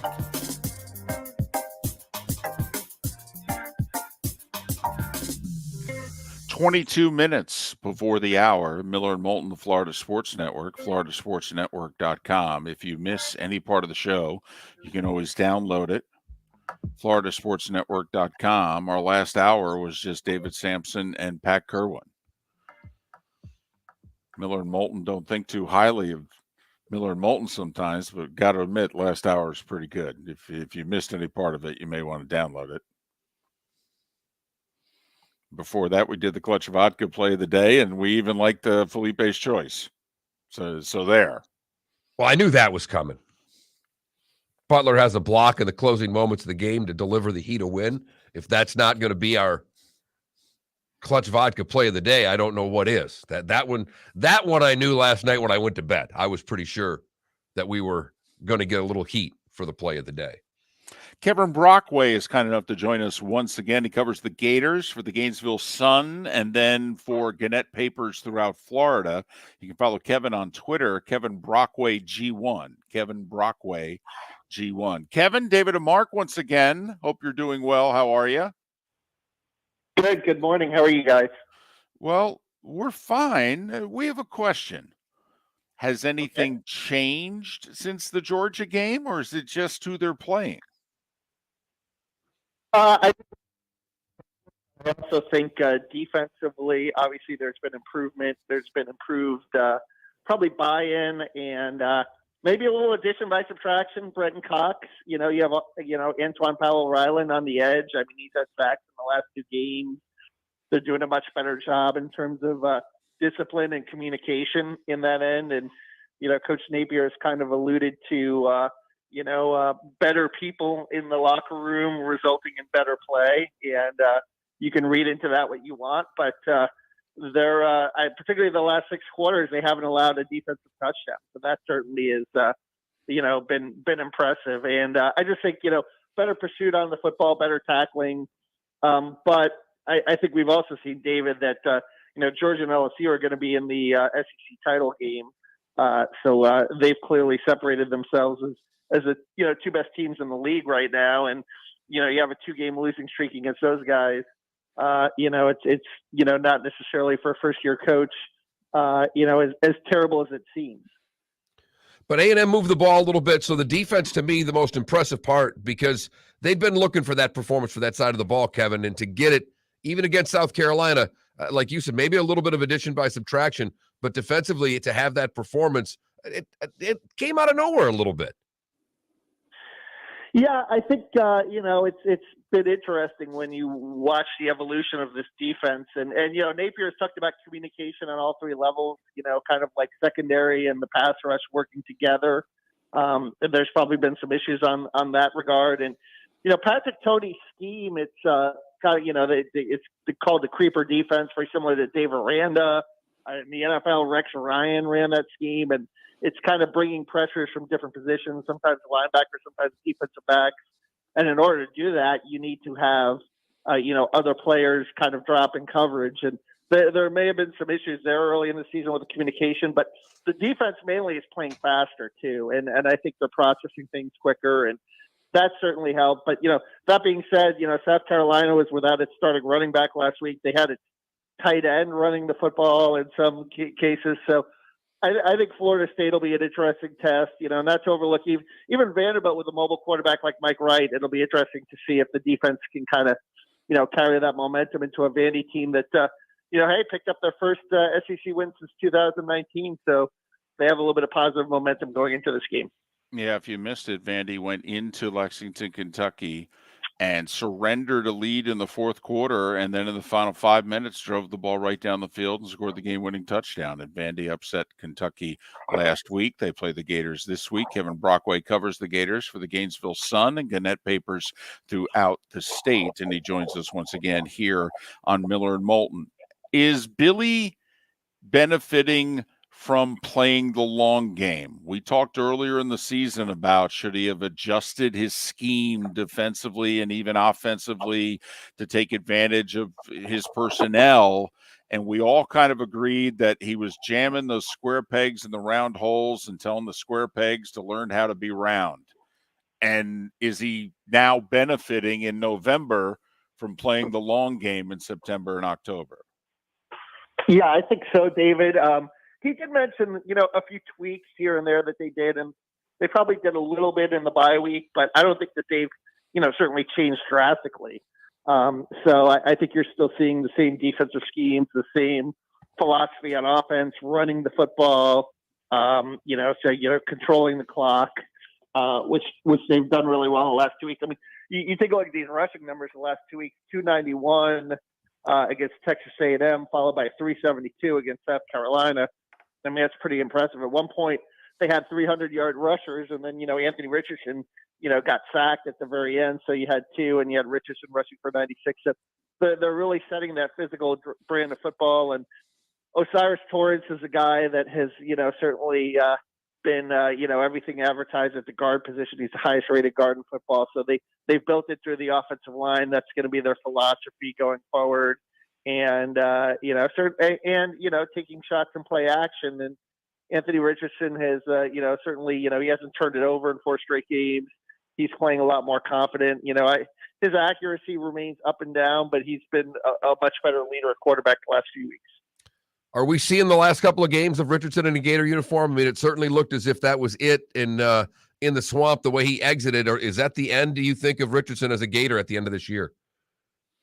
Yeah, he was non-committal when asked about it. So I think we'll see going forward. But there have been plenty of scouts all season at games, and there have been, certainly a lot that's been, speculated in terms of his draft status and how high he can go. I've seen some mock boards that have had him as a first-round pick. I've seen some that aren't as high on him. So it's I still think to be determined these last few games in terms of maybe how he performs and so forth. But I think if he does decide to go, Florida will be certainly, active in the transfer portal. And that being said, I think Jalen Kitna, he came into mop-up duty and he threw a nice pass downfield. So I think he would be in the mix along with Jack Miller as well if Anthony were to leave. And Kevin, I know they can't comment on the record, but the quarterback commit, the 4-star who was verbal to Miami and now is going to apparently go to Florida. Let's just assume this is it for Richardson. The quarterback depth chart for next year, if they don't bring in anyone else than the people that we're aware of right now, are they got problems? Or are they going to be okay? Yeah, Rashada is an interesting guy because I've heard mixed reports as to whether he would be ready right away. I mean, he's 185 pounds. He's not and I think they'd have to bulk him up a little bit. But the one thing about Rashada that fits in, Billy Napier's scheme is he's a dual threat, and he could probably, run the read option pretty well and has done that in high school. But I would suspect that Kitna would be, if they didn't bring in anyone else, that Kitna would go into spring as first on the depth chart, but there would be competition between all three and see how it plays out. Kind of an easy one, Kevin, but what the hell happened last night? You're not supposed to lose to FAU in basketball. Was it just a team hitting threes? What the hell's going on? Yeah, no, that was something. I mean, 13 threes, 13 to 24, and credit to Dusty May, who is was a former Florida assistant under Mike White, a former student basketball manager at Indiana. Dusty, who I know really well, and he's a guy that really had his team prepared. He's been building his team for a number of years. This is his 5th year, and Michael Forrest, a local guy from Ely High School in Pompano Beach, had a big day at 20 points. I mean, he had that Chris Webber play where he called a timeout with no timeouts left, and Florida sank 2 free throws. It got to 74-71, but the Gators couldn't quite come all the way back. And it was really, Florida didn't, fight well off screens, to get out on shooters and to pressure them, and a lot of transition threes. I thought they took some bad shots, too, that kind of led to those transition opportunities. They missed a lot of shots close to the basket. It was really just an all-around off night for them, other than Colin Castleton, who, scored 30 again, and he's had back-to-back 30-point games. But I think they might be relying on him a little too much right now, and need some other guys to step up offensively. Didn't get much from the bench either. For Florida, 2 of 10, 1 of 4 from the free throw line. That has to improve to only 5 bench points. And for those that don't know, FAU went to Gainesville last night to beat the Gators. First time they've ever done that, 76-74. The college basketball season is 8 days old. Florida State lost their 3rd straight to start the season at home. Troy beat them by 7. Stetson went to South Florida and beat the Bulls by 1. South Florida's 0-3. Their coach is in a heap of trouble to try to make it out of this season. Kevin, you've covered a lot of college hoops in your day. Is this just, hey, this stuff happens in early November, or is this the combination of the transfer portal works well for the big boys, but the big boys oftentimes now for the first 10 games are unsettled, while some of these smaller programs have a bunch of juniors and seniors who have played together for 3 years? Yeah, I think that's it. I think you hit it on the head in terms of, that's the best way to deal with a talent disparity is to have a group that's been together. I mean, we saw that a few years ago with Loyola Marymount, right? And we even saw that in Billy Donovan's last Final Four team in 2014. You had 5 seniors that have been together for a long period of time. And basketball is a team game. There's something to be said for chemistry. And I think that we're seeing in the transfer portal, you can grab that talent, but the continuity is really important in this game. And I think that's something that's been lost, certainly. And you could even say it a little bit on football too, as well. But even more so on basketball, where it's so concentrated, you got 5 guys on the court that really need to work together. Kevin, thanks for doing this, particularly at this hour. Safe travels. We know you're going to be busy between football and hoops, especially for the next month. Hopefully we can talk again after the holiday. All right. Thank you, guys. Kevin Brockway covers the Gators for the Gainesville Sun and for Gannett Papers throughout the state of Florida. You can follow Kevin on Twitter, Kevin Brockway G1, Kevin Brockway G1. Stetson beating Florida State, Florida Atlantic beating Florida, and then Stetson doubling up with a win over South Florida. And they hadn't played. They had their game canceled in between because of the hurricane. So Stetson's only played 2 games, and they've, beat 2 big boys, so to speak. So a little college hoop with our college football, little Gators update for you right there. They got off the field on 3rd down against South Carolina. I mean, at the end of the day, their defense finally played really well on 3rd down. Second half against A&M as well, after giving up 24 in the first half. They've put 6 good quarters together, no blown assignments. The big plays have all but disappeared out of the other team's offenses. And they're going to need to keep it going, obviously, because Florida State's playing the best football that Florida State's played in 6-7 years here. So the thought is that Black Friday night game in Tallahassee, Gators keep on improving over the next 12 days. Knowles keep on doing what they're doing. You know what? The spread may be 7, but it could be a lively 7. Well, there could be some angst in this game too. This is one of those games I think has recruits on the line. I think that there is momentum going into the next season in the state of Florida, and they've not had this because one team's been better than the other, seemingly for the last decade. Yeah, it's been a while since the game. Let's assume both teams who have games that they're significantly favored in this week, and they win them both. So Florida State will have won 4 in a row, and they'll be 8-3, and Florida will have won 3 in a row, and they're 7-4, and they're meeting in Tallahassee. I mean, even if it's just a month, when's the last time that these 2 teams played in which you felt both teams were on the upswing?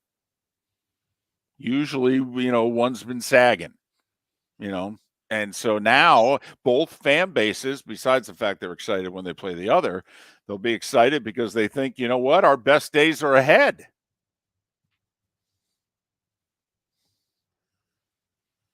So I'm looking forward to it. 10 days away. A little behind the curtain. We rely on some hand signals to know timing for the events. I have a producer that thinks he's Josh Allen in there. He's lined up like he's under center, checking off with receivers to tell me how much time. And all I want is a 1 or a 2. It's all I'm looking for. I don't have time for the antics. And he thinks he is running a 2-minute offense right now. I think he's trying to keep himself awake. He went to the Heat game. He didn't get home till after midnight. He's working on like 4+ hours sleep. I think this is his way of, and you just want him to get the playoff in time. It's all I'm looking for is to not have a delay a game penalty again. Kill. That's the other thing that's going on. Right. It just there was a great suggestion in the Twitch chat room that we just limit his microphone, that the Twitch chat room can, for a price, cut off Felipe's mic. Yeah. Hi. Excuse me. Hey, the line starts back here. Ma'am, if your party's not here, you're going to have to go around again. If you had the opportunity to avoid all this, wouldn't you? Salt Live is the official transportation provider of the Miller and Moulton Morning Show, making your trip to and from the airport seamless and stress-free. Salt Live is supported with the help of local partners like the Bayfront Inn. Gather your family and friends and enjoy a leisurely day on the water with a pontoon or deck boat. If you prefer to explore the waterways without a motor, the Bayfront has canoes, standboards, and kayaks. At the end of your journey, enjoy lunch or dinner at the Bamboo Tropical Bar and Grill. The Bayfront Inn, something for everyone on 5th Avenue in downtown Naples. BayfrontInNaples.com. When you need a ride, book with Salt Live Transportation, 308-8686, or book on saltlivetransportation.com. Don't miss the Miami Dolphins watch party every Sunday at the Seaside Bar and Grill in Bonita Springs. Presented by Clutch Vodka. The Seaside will be serving Clutch Vodka drinks, including the awesome Bloody Mary bar at the Seaside. If you can't be at Hard Rock Stadium, come have fun at the best place in town to watch the Dolphins and enjoy the best, clean, crisp, smoothest vodka. That's Clutch with a K. Miami Dolphins parties every week at the Seaside Bar and Grill on Old 41 in Bonita Springs. Powered by Clutch Vodka. Miller and Moulton here for the Clutch Vodka Play of the Day. Mark, remember Nick Charles, Fred Hickman, the CNN Play of the Day? Yeah, CNN did a nightly sports show. That was a while ago. Yes, it was. Just work with me. Everyone liked the pod, the Play of the Day. So how about we have the Clutch Vodka Play of the Day? Sounds good. Fun. Smooth. Like Clutch Vodka. Listen weekday mornings for the Clutch Vodka Play of the Day. That's Clutch with a K. Mark Miller for SWFL Golf Carts, or online, flgolfcarts.com. If you're looking for a golf cart, an e-bike, or an e-motorcycle, go visit Alex and the gang at SWFL Golf Carts. flgolfcarts.com online. Check out their whole inventory. If you're looking for a custom cart, they can take care of you. 2-seater, 4-seater, 6-seater, they've got you covered. E-bikes, nobody better for value and service. E-motorcycles, check them out. Again, flgolfcarts.com. flgolfcarts.com. David Moulton for Napa, Napa Auto Parts, and Napa Filters. Insist on Napa filters for your vehicles, or if you're a do-it-yourselfer, only buy Napa filters. Napa has a filter for almost anything on earth that moves, whether it's motorcycles, foreign and domestic cars, vans, SUVs, earth-moving equipment. You get the idea. Napa Auto Parts, Napa filters. Insist on them for your vehicles, or if you're a do-it-yourselfer, only buy Napa filters. You were listening to Miller and Moulton on the Florida Sports Network. Logic Man, I don't have the mini bar bill yet because, obviously I haven't checked out, but it'll. Your only hope, David, is to see a cart refreshing the mini bar and steal everything on it to refresh yours before they get there. I will say there was one 8-ounce water that was in the mini bar for some reason. And, if it's in the mini bar, you get charged for it. So I've got one left. I may put it back. I don't know if that'll save me $8 or whatever. But it's probably going to be somewhere between $1.25 and $1.50 for the mini bar without booze. Yeah, no, I didn't drink. No, this is just water, soda, 4 sodas. I don't know, 5, 6 waters, some cashews, some walnuts, some potato chips, chocolate covered pretzels. Ooh, Yeah, that's what words there. That was breakfast today. That was a little extra. That was $10. Or no, that might have been more. Hold on. How? Hold on. Got to get the menu. Let's see. What do we got here? Let's see. Sodas and water are $6 each, so it's probably about $48. I'd say no, maybe one or two more. It's somewhere between 48 and 60. Chocolate pretzels were 10. That's 70. The Butterkins cookies were 15. That's 85. 2 jars with nuts, 12 each. So that's what, 109. 109. There's $6 potato chips. So we're at $1.15 minimum. We're at $1.15 minimum. That's not true. I did crack open one beer last night, and it was a local thing. I drank a sip of it. I hated it. So that's $8. So we're at 123. We don't need calculators for simple math, Klecko. It's the one thing Miller and Moulton are good at simple math. I ordered 2 empanadas and a beer at the Heat game last night, and it cost me almost $30. How much was your ticket? Free. My friend invited me. One of the guys that I went to the game with ordered a double sacapa on rocks. A what? You ever heard of sacapa? No. Very good. What is it? It's rum. Or no, it's scotch. I thought it was a sock hop from the 50s, but okay. How does one spell that? Z-A-C. Oh, it is rum. I'm stupid. No all risk. No. I just write it off on my taxes. I've stopped because here's the deal. They're not going to pay. The networks are not going to pay for incidentals like that. And early in my career with network TV, I'd get into arguments with CBS especially, and I just said, you know what, I'm done. I'm not expensing anything. I'm just writing it all off on my taxes. Drink costs him $60. The one thing that does bother me with ESPN, and I've told them, is they don't pay for parking at the hotel. Well, we're in major cities. There is no place to park for free. Yeah, that's annoying. And I'm basically like, if you give me a rental car, you should pay for parking. 10 seconds. Either tell me you're not getting a car and you got to Uber everything, or if you give me a rental car, you got to pay for parking. Omaha.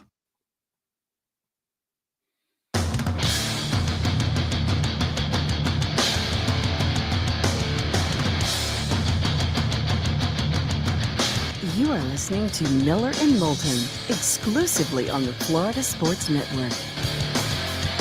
And now here's Mark Miller and David Moulton.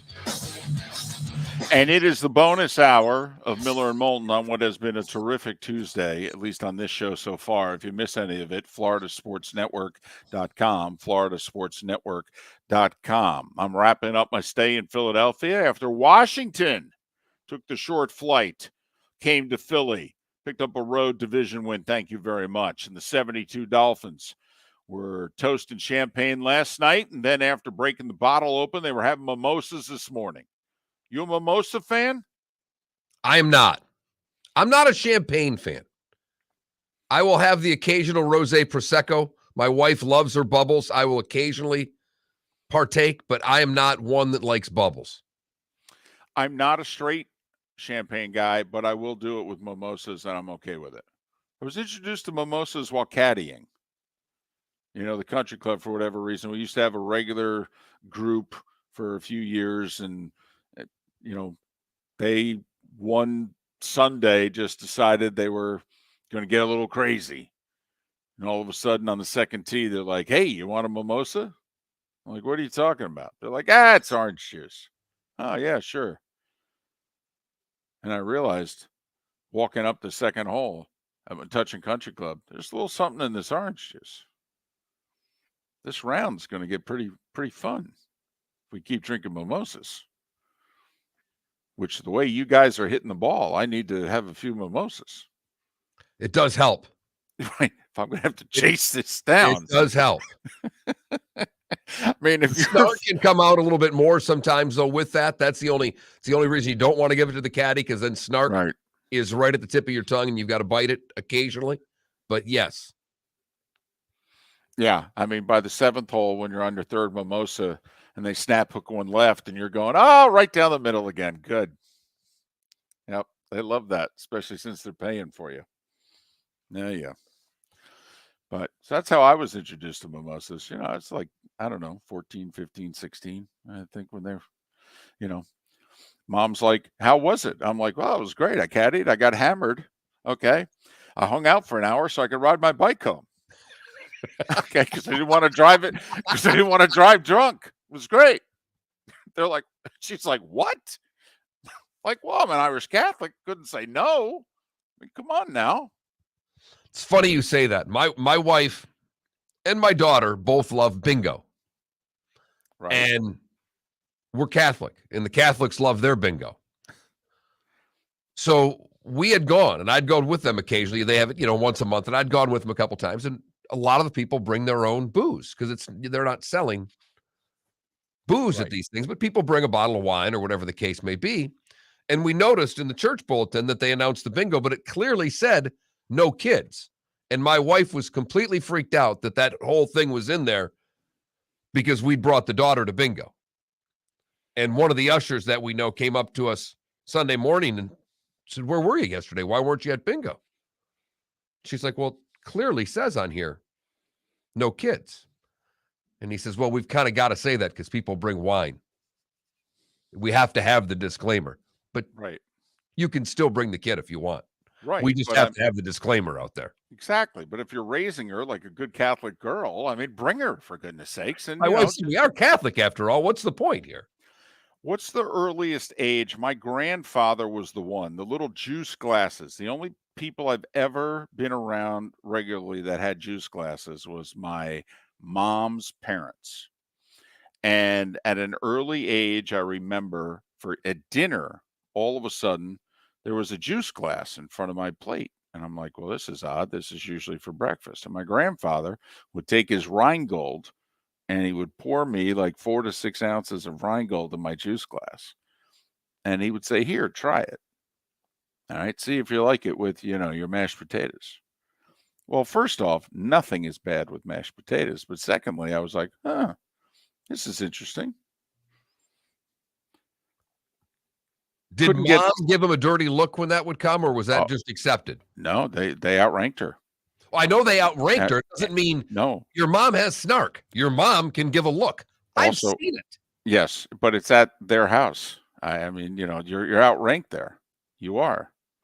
I mean, my mom still refers to me as, my baby.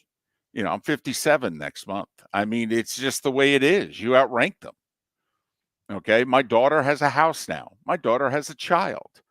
Okay. And I know it's her house. I get it.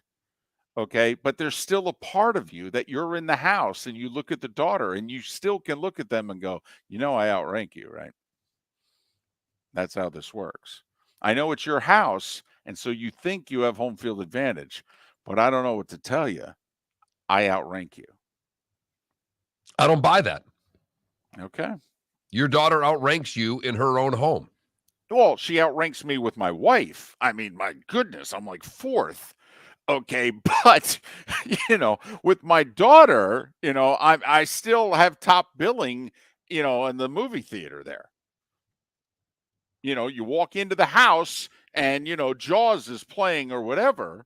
Okay, I still get top billing. So that means when you walk in their house, you feel that you can grab the remote and change the television to whatever channel you want. That type of top billing? Yes. Now, I don't. I actually sit in the corner of the couch and I mind my own business. But yes, in my mind and in her behavior, there's nothing I can't do. It's a problem I have with remotes. I think I own the remote in whatever room I walk in. It doesn't matter whose house it is. I feel like I should be able to put on what I want. And I know that I can't. I don't do it anymore.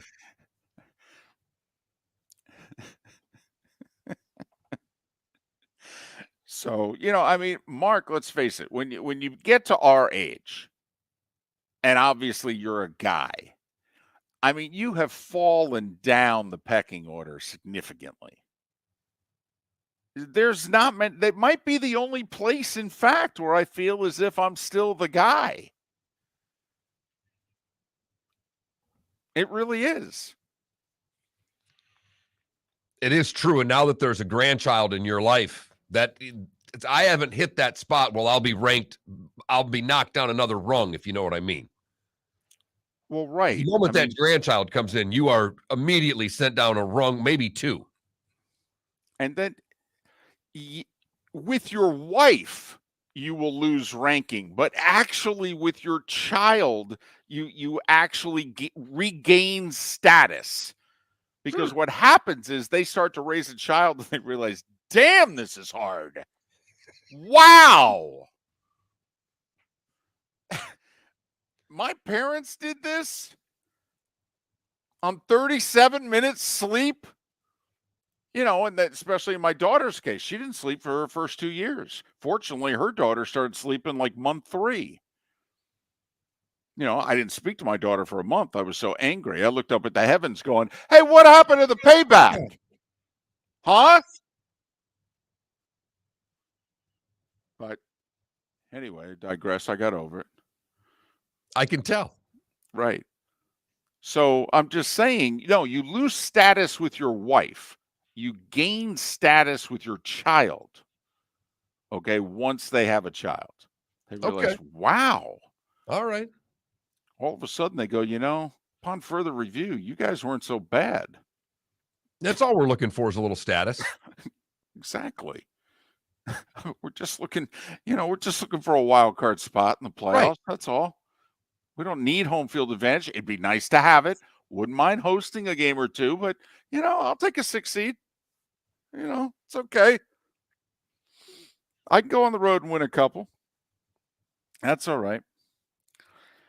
Hey, I don't know if you saw this yesterday. So, Orlando has 2 bowl games. Right. What?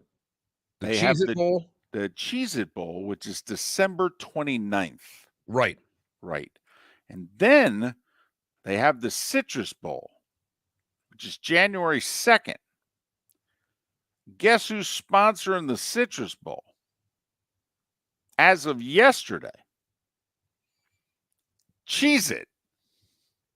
What? So wait a minute. Uh-huh. They have the Cheez-It Bowl on December 29th in Orlando. And then the Citrus Bowl brought to you by Cheez-Its. 4 days later in Orlando. Or is it the Cheez-It Citrus Bowl? Hold on. The official Twitter account of the Cheez-It Citrus Bowl. Oh my goodness. And I love Cheez-Its. I do. I don't like Cheese Nips. I don't like any of the knockoffs. There's a Cheez-It and that's it to me. So for the record, on December 29th, it is the Cheez-It Bowl. 4 days later, same stadium,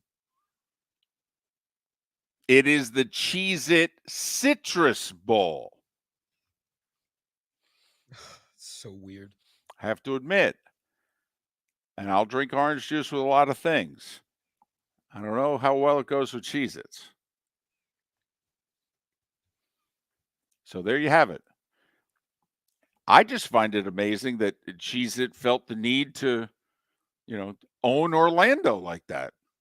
They are going to own the snacks this holiday season, David. Man. So the Cheez-It Bowl in Orlando on December 29th. On December 29th, right now, NC State and Baylor is one of your projections for that game. Okay. And then 4 days later in Orlando, it's the Cheez-It Citrus Bowl. And Ole Miss Penn State's what I'm seeing according to SI.com right now. Boy, I admit, that's not bad. That's a pretty good game. That's not bad. 2 teams who would just miss the 12-team playoff if we had one of those suckers this year. Will the winning head coach be dumped in Cheez-Its? Gotta be. I think you have to. It's going to rain Cheez-Its, although they've got sharp corners. You don't want it raining Cheez-Its. That's fair. What is this? Like you're wearing goggles in the clubhouse for champagne? Don't want to get somebody. Hey! Don't throw the Cheez-Its. Somebody can lose an eye that way. Yeah. And if there's any educational thing I've learned on working on this show, it's that the Cheez-It is the perfect salt to cheese ratio. Perfect. Well, Shower me in Cheez-Its. That's a valuable contribution to go through life. I'm glad we could help. That is so dueling Cheez-It bowls. 4 days apart in Orlando, same stadium. I feel really good that I was able to get that sentence out without an FCC violation right there. Just don't try it again. No, I'm not going to. That is a lot of cheese. I just thought that was worth mentioning. That's all. So just so you know, between December 29th and January 2nd, when you hear the Cheez-It Bowl mentioned so many times, you're not having a stroke. Don't miss the Miami Dolphins watch party every Sunday at the Seaside Bar and Grill in Bonita Springs. Presented by Clutch Vodka. The Seaside will be serving Clutch Vodka drinks, including the awesome Bloody Mary bar at the Seaside. If you can't be at Hard Rock Stadium, come have fun at the best place in town to watch the Dolphins and enjoy the best, clean, crisp, smoothest vodka. That's Clutch with a K. Miami Dolphins parties every week at the Seaside Bar and Grill on Old 41 in Bonita Springs. Powered by Clutch Vodka. Mark Miller for SWFL Golf Carts or online, flgolfcarts.com. If you're looking for a golf cart, an e-bike, or an e-motorcycle, go visit Alex and the gang at SWFL Golf Carts. flgolfcarts.com online. Check out their whole inventory. If you're looking for a custom cart, they can take care of you. 2-seater, 4-seater, 6-seater, they've got you covered. E-bikes, nobody better for value and service. E-motorcycles, check them out. Again, flgolfcarts.com. flgolfcarts.com. The waterways of Naples are a beauty to behold, and the Bayfront Inn has multiple ways for guests to enjoy the water and have some fun. Gather your family and friends and enjoy a leisurely day on the water with a pontoon or deck boat. If you prefer to explore the waterways without a motor, the Bayfront has canoes, standboards, and kayaks. At the end of your journey, enjoy lunch or dinner at the Bamboo Tropical Bar and Grill. The Bayfront Inn. Something for everyone. On 5th Avenue in Naples. Golfers, are you bored of the same old driving range warm-up routine that's not getting you the results that you want on the course? Power up your golf swing by adding resistance bands to your range sessions with the Orange Whip Golf's Power Strap Kit. Featuring band attachments to your feet and hips, Power Strap resistance training will boost club head speed, increase power, improve flexibility, all with just a few swings. Buy a Power Strap Kit today. Go to orangewhipgolf.com and use code Miller10 to receive an additional 10% off the already great price of $119. You were listening to Miller and Moulton on the Florida Sports Network.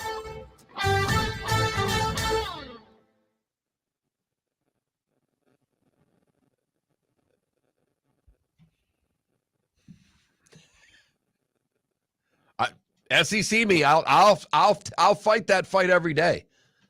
You could have your little goldfish. I'll take my Cheez-Its over the goldfish every day. I'm not kidding. Before this show, I used to be goldfish over Cheez-Its, but now I like Cheez-Its over goldfish. You guys really have put me on Cheez-Its. Well, you're young. You're an infant. Goldfish are good for little kids. Hey, goldfish are good, period. All right? No disrespect to goldfish. They're okay. They're good for infants. If you're free, a goldfish is good. Right. You need something, and they're okay. They get you through. Okay, it is, in fact, the snack that smiles back. But goldfish are just supposed to kill time until you can get Cheez-Its. Yeah, Cheez-Its are way better. And there's so many different kinds of Cheez-Its, too. I get a different box every time. There's only one kind. This is another thing. I only need one. I don't need a flavored Cheez-It. I just want a Cheez-It. Like the original? I don't need the big Cheez-It because they make some now that are like, the size of like a saltine cracker. No need for that. That's too much. No, I don't think there's any such thing. No, I think it's the right size. I think the Cheez-It part of it is the right size. Yeah. You lose some of that crunch if you get bigger. It's a perfect crunch. But see, that implies that you're eating one Cheez-It at a time. I never. No. You're eating a handful, but you got good crunch throughout. If it was just one big cracker, you wouldn't have that same crunch, David. All right, Cheez-Its, if you're listening, you use the circle in the middle of a Cheez-It to be the O in Orlando. I don't know. That's like putting a White Castle in your mouth, whole. You just chew around. I'm okay with it. You going to get a White Castle on your way to the airport today? Probably not. No, I don't think there is one. Gotcha. I got upgraded to first class for my flight home. Are you direct? I am. It's going to be my first class flight of more than an hour in like 3-4 years.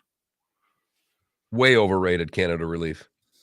I like their coffee better than Dunkin's, but it's overrated. I only drink Starbucks coffee. That's all I get at home because they sell it at Costco. You don't like Dunkin' coffee? I hate Dunkin' coffee. Oh. I can tell you if someone put it in front of me, I know exactly what it is. I don't think it's that good. Which is funny. I'm not a coffee guy at all, but I hear more people complain about the taste of Starbucks coffee than Dunkin' coffee. It's because Dunkin' coffee is weak. Oh, I mean, it's a weaker taste. It's not. It's also It's also 1/3 the price, so it's tough to complain about something that's that affordable. Is it 1/3? I don't know what a coffee costs. I don't get coffee out. I make coffee at home. Well, I know when I purchased it for my wife that you could buy about 3 Dunkins for what she orders at Starbucks. Well, is she getting a coffee or is she getting some sort of? She gets a venti, which is like 6. But just black coffee? No, she gets caramel macchiato. Well, see there, you can't compare that to a coffee. Well, but I think a venti's like 5 and change. I don't think a venti's like $3. I will say, you want to see a phenomenon? 5 a.m. at an airport, 30 people in line at a Starbucks. Oh, I know. It is remarkable how addicted people are. Coffee. No. Yes, coffee, but also Starbucks. Yeah. Well, I mean, the same thing would be the case. I mean, again, you have more experience at airports than I do, but with a Dunkin'. Like if you were to replace that Starbucks with a Dunkin', it'd be the same thing. No, it wouldn't. There would not be 30. No, there would not be 30 people in line. And I'll tell you, also, you go through an airport and there's a McDonald's and nearby there's a Burger King. Okay, there's 30 people in the McDonald's. There's 8 at the Burger King. Yeah.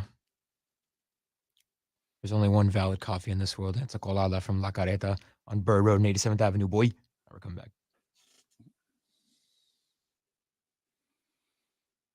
No, KW, I'd fight you over that with the White Castles.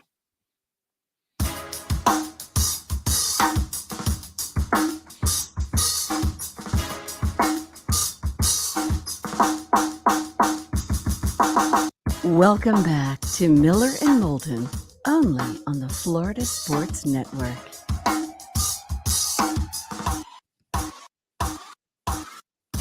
It's 21 minutes after the hour. Miller and Moulton, Florida Sports Network, floridasportsnetwork.com. Good, bad, and ugly. What's on tap? Today was the day one. Some final thoughts all coming up in about 20 minutes. There's a story that we've only touched upon today. There's 2, actually. One involves baseball and the Rays. Today's called like the Rule 5. You got to set your 40-man roster, basically. And there's a bunch of young guys that teams want to keep, but they don't have room on their 40-man roster, so they expose them to the Rule 5 draft. The key with the Rule 5 draft is I claim you, that's great, but now I got to keep you in the majors all year. Well, what if you're not good enough? And so what ends up happening is a lot of guys get claimed, and then teams in spring training decide, yeah, I can't waste a roster spot on this guy. He's not ready.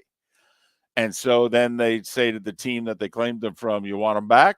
And the team goes, yeah, sure, that'd be great. And they take him back. Well, the Rays have that problem because they have so many damn good prospects. So what the Rays are trying to do is not expose 4 or 5 of their guys because they're like teams are going to claim them and keep them and stash them on the major league roster for a year, and we ain't going to get him back. So we need to protect him and put him on our 40-man roster. Well, to do that, we got to trade some guys. And apparently the Rays are been like entertaining trade offers for 3 days. And they got about 6 hours now to go to work. Now, Mark, if the Rays called you and said, hey, we want to do a deal. No, I'd hang up the phone. Here's the thing, David.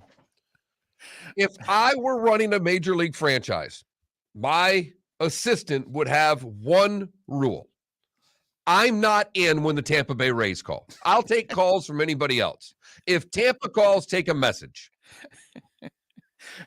What if I'm your assistant and first of all, I've spent 2 hours on the phone going, can I just talk to you before lunch? All right, so I get my 5 minutes with you before lunch, and you walk in the room going, I'm not dealing with the Rays. And I go, yeah, but this is like the only time since you've had the job where maybe we have a little leverage over them. They're trying to protect their good young prospects. That's just what they're making us think, David. That's just what they're making us think. And I'd grab you by the shoulders and go, it's okay, Mark. No, the tide has turned. We can get that righty reliever for fair value. You're going to pull a share, slap me in the face, and say, snap out of it, right? Out of it. Yeah, I am. So that's what's going on today so you may see some trades today in baseball. That's all. And it'll be basically GMs kind of managing their roster. And then the Rule 5 draft, I think, is in like 2 to 3 weeks. So there you go. That's one story. But expect the Rays apparently to be pretty active today. They got a bunch of young guys they're trying to protect. So they already traded away. They basically said goodbye to Kiermaier. Okay, the word is they're not bringing back, the catcher there. And they traded away their first baseman. So the Rays are clearing roster spots and saving money. Imagine that. Mark, tell me how big a story this is going to get. And maybe we're just a little early. But this U.S. men's national team and the crest, and apparently the changing the red, white, and blue crest to rainbow colors and making a political statement, not for our country really, about support of the LGBTQ community, but really rubbing it in FIFA and Qatar's face, where, they basically think gay people should be shot and killed. And, oh, by the way, we're tearing down all the Budweiser signage. We don't care, FIFA, about your multi-million-dollar deal with them where we don't do alcohol here. Yeah, but you agreed to sell alcohol. Yeah, I don't know what to tell you. Yeah, we lied about that too. It's what we're good at. Right. You say our word's no good. Talk to the people who built the stadium. What do you mean our word's no good? When you brought this up earlier, I wondered, you think it's going to be a really big story? I don't know. Yeah. Oh, yeah. Mm-hmm. Yeah. Oh, I do. Mm-hmm. Yep. I mean, I think the U.S. men's national team is going to be accused of going woke, of politicizing sports. I think it could be mentioned in the Georgia Senate race in the next 3 weeks. I really do. And we're going to watch the World Cup at the United States. And if, in fact, this story, they stick with this, all right, and the red, white, and blue crest is actually rainbow colored, okay, I think it's going to be a story. I think it'll be a bigger story if we do what we always do in the World Cup, which is underperform. Hey, come on. Until we go do something in this tournament, what are the odds? There's no way we should not get out of group.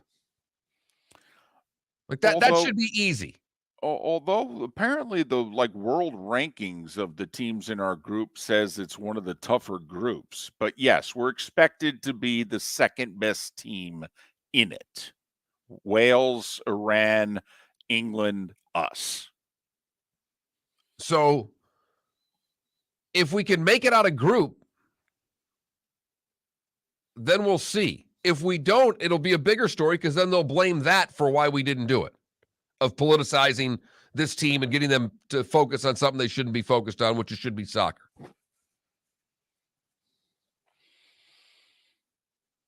I have to admit, and listen, I am all for, and I'll try to put this as delicately as possible, I am all for sticking the middle finger up in somebody's face, okay, if they've honked me off and, I want to make a statement. I got no problem doing that. In fact, is there a way I can do it twice?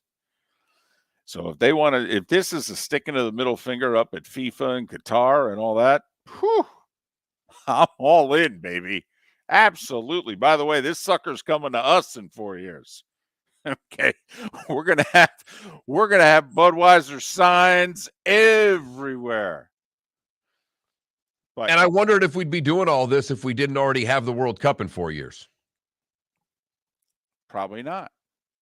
I think you're right, what you're insinuating. Here's what I would have suggested. I would have said, I'm all for what you're trying to do.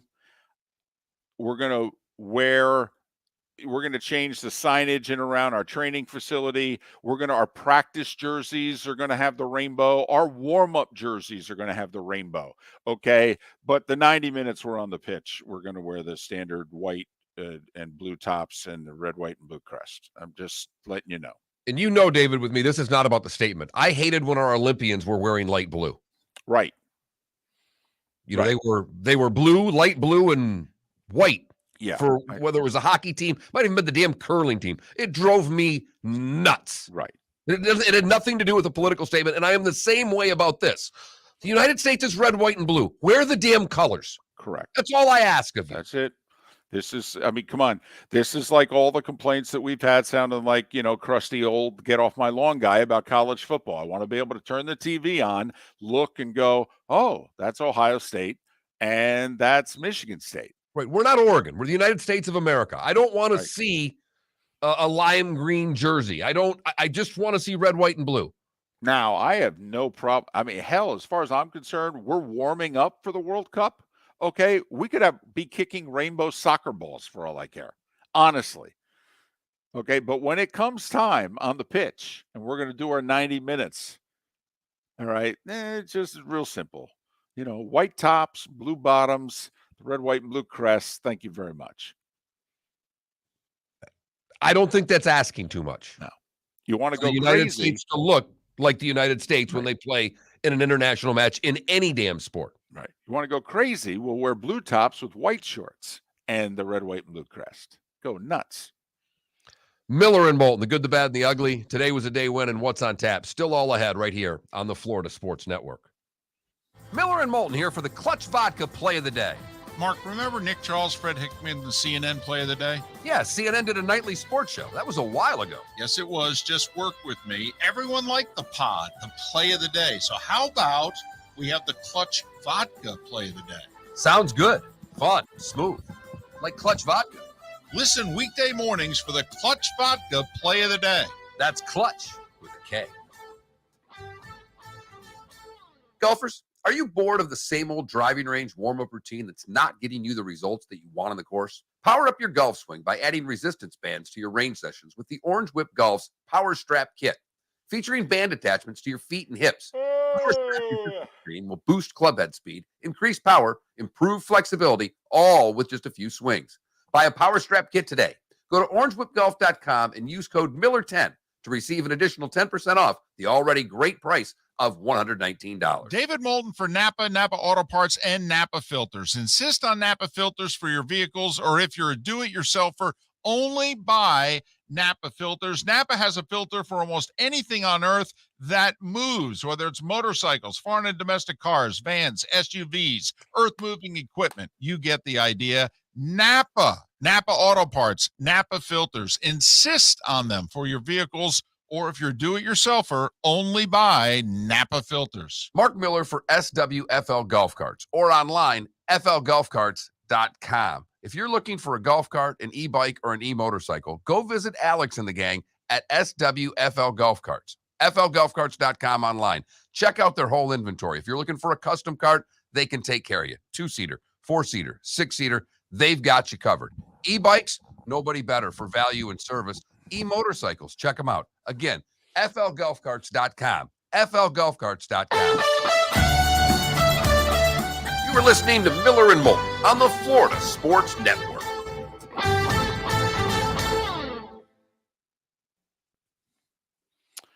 All risk. Last night I got 3 hours, but usually I can get 3.5 to 4 ish. Fox included us in what's called the escape, in which we get a police escort out of the parking lot onto the main road. So we get out ahead of the stadium traffic. And usually we're staying in a hotel that's within 15 minutes of the stadium. So we would oftentimes, for Thursday night football, we would be back at the stadium or at the hotel 11:45, no later than midnight. Now, Joe and Troy have to do a 10-minute hit on Sports Center with Scott Van Pelt after the game. So if we were included in the escape, we'd have to wait around for that, which is something they didn't have to do at Fox. But we're not included in the escape. So we have to battle stadium traffic. So like last night, I didn't get back to the hotel till 12:40. And then I started work. What I usually do is takes me 30 to 60 minutes to decompress. And I usually do the starting 5 during that time. And in an ideal world, I sleep like 1-ish to 5:15. And one nice thing about doing the show from a hotel room, you get another 45 minutes of sleep if everything. Totally. And now living in Jacksonville, I get more sleep. Yeah. No, there's no doubt. I mean, because you don't have to get up even though just driving here, because you don't really have to shower if you don't want to. You can throw a little water in your face and call it a day.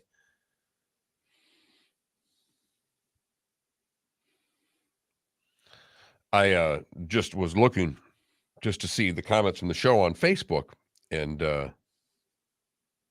the first thing I saw was a thing from my neighborhood Facebook, this thing that I joined, like the group of my neighborhood. They're in a very heated discussion about the Christmas lights.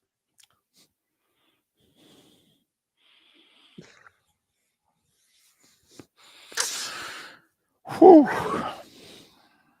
They're all set up, but apparently they're not supposed to come on until the Friday over Thanksgiving, and people are up in arms. Too early, too late. It is something. They have nothing better to do. No doubt. No doubt. I will say my daughter's part of me, and it's only because I have the real estate license and I can't. If this thing ever were making what we wanted it to doing this show, and I didn't have to think I'm going to need a new job in 5 days every time I get on the air, I would be putting when are the Hanukkah lights coming on? What about Kwanzaa? I would have so much fun with that. My daughter apparently takes after her mother. Now, my wife hasn't done it this year because of just how chaotic our life is with the move and all. But my wife, the last couple years that we were in Fort Myers, she would, while I was on the road the first weekend of November, I would come home and Christmas would be there. We respect the bird. I told my wife Friday after Thanksgiving, we're putting the tree up. It's all getting done. I want it done. I want it done and done. See, and I have no problem even if you do it Thursday night. You know, like you have your Thanksgiving and you say you eat middle of the day and you're cleaning up late afternoon. And for whatever reason, you want to do it when it gets dark and you want to do the Christmas tree and some lights before you go to bed. I'm okay with that. I love the bird. Thanksgiving might be my favorite holiday. My daughter already has her tree up, Christmas stuff outside. Unbelievable.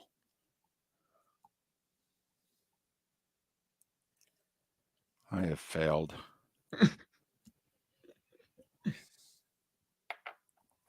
So badly. I will say, though, she's got my snark.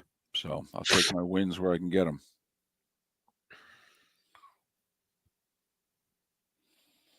$15 seconds.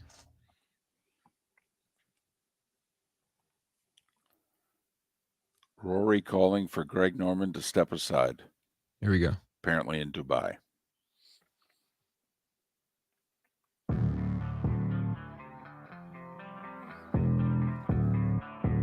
Thanks for listening. And now, more of Miller and Moulton on the Florida Sports Network.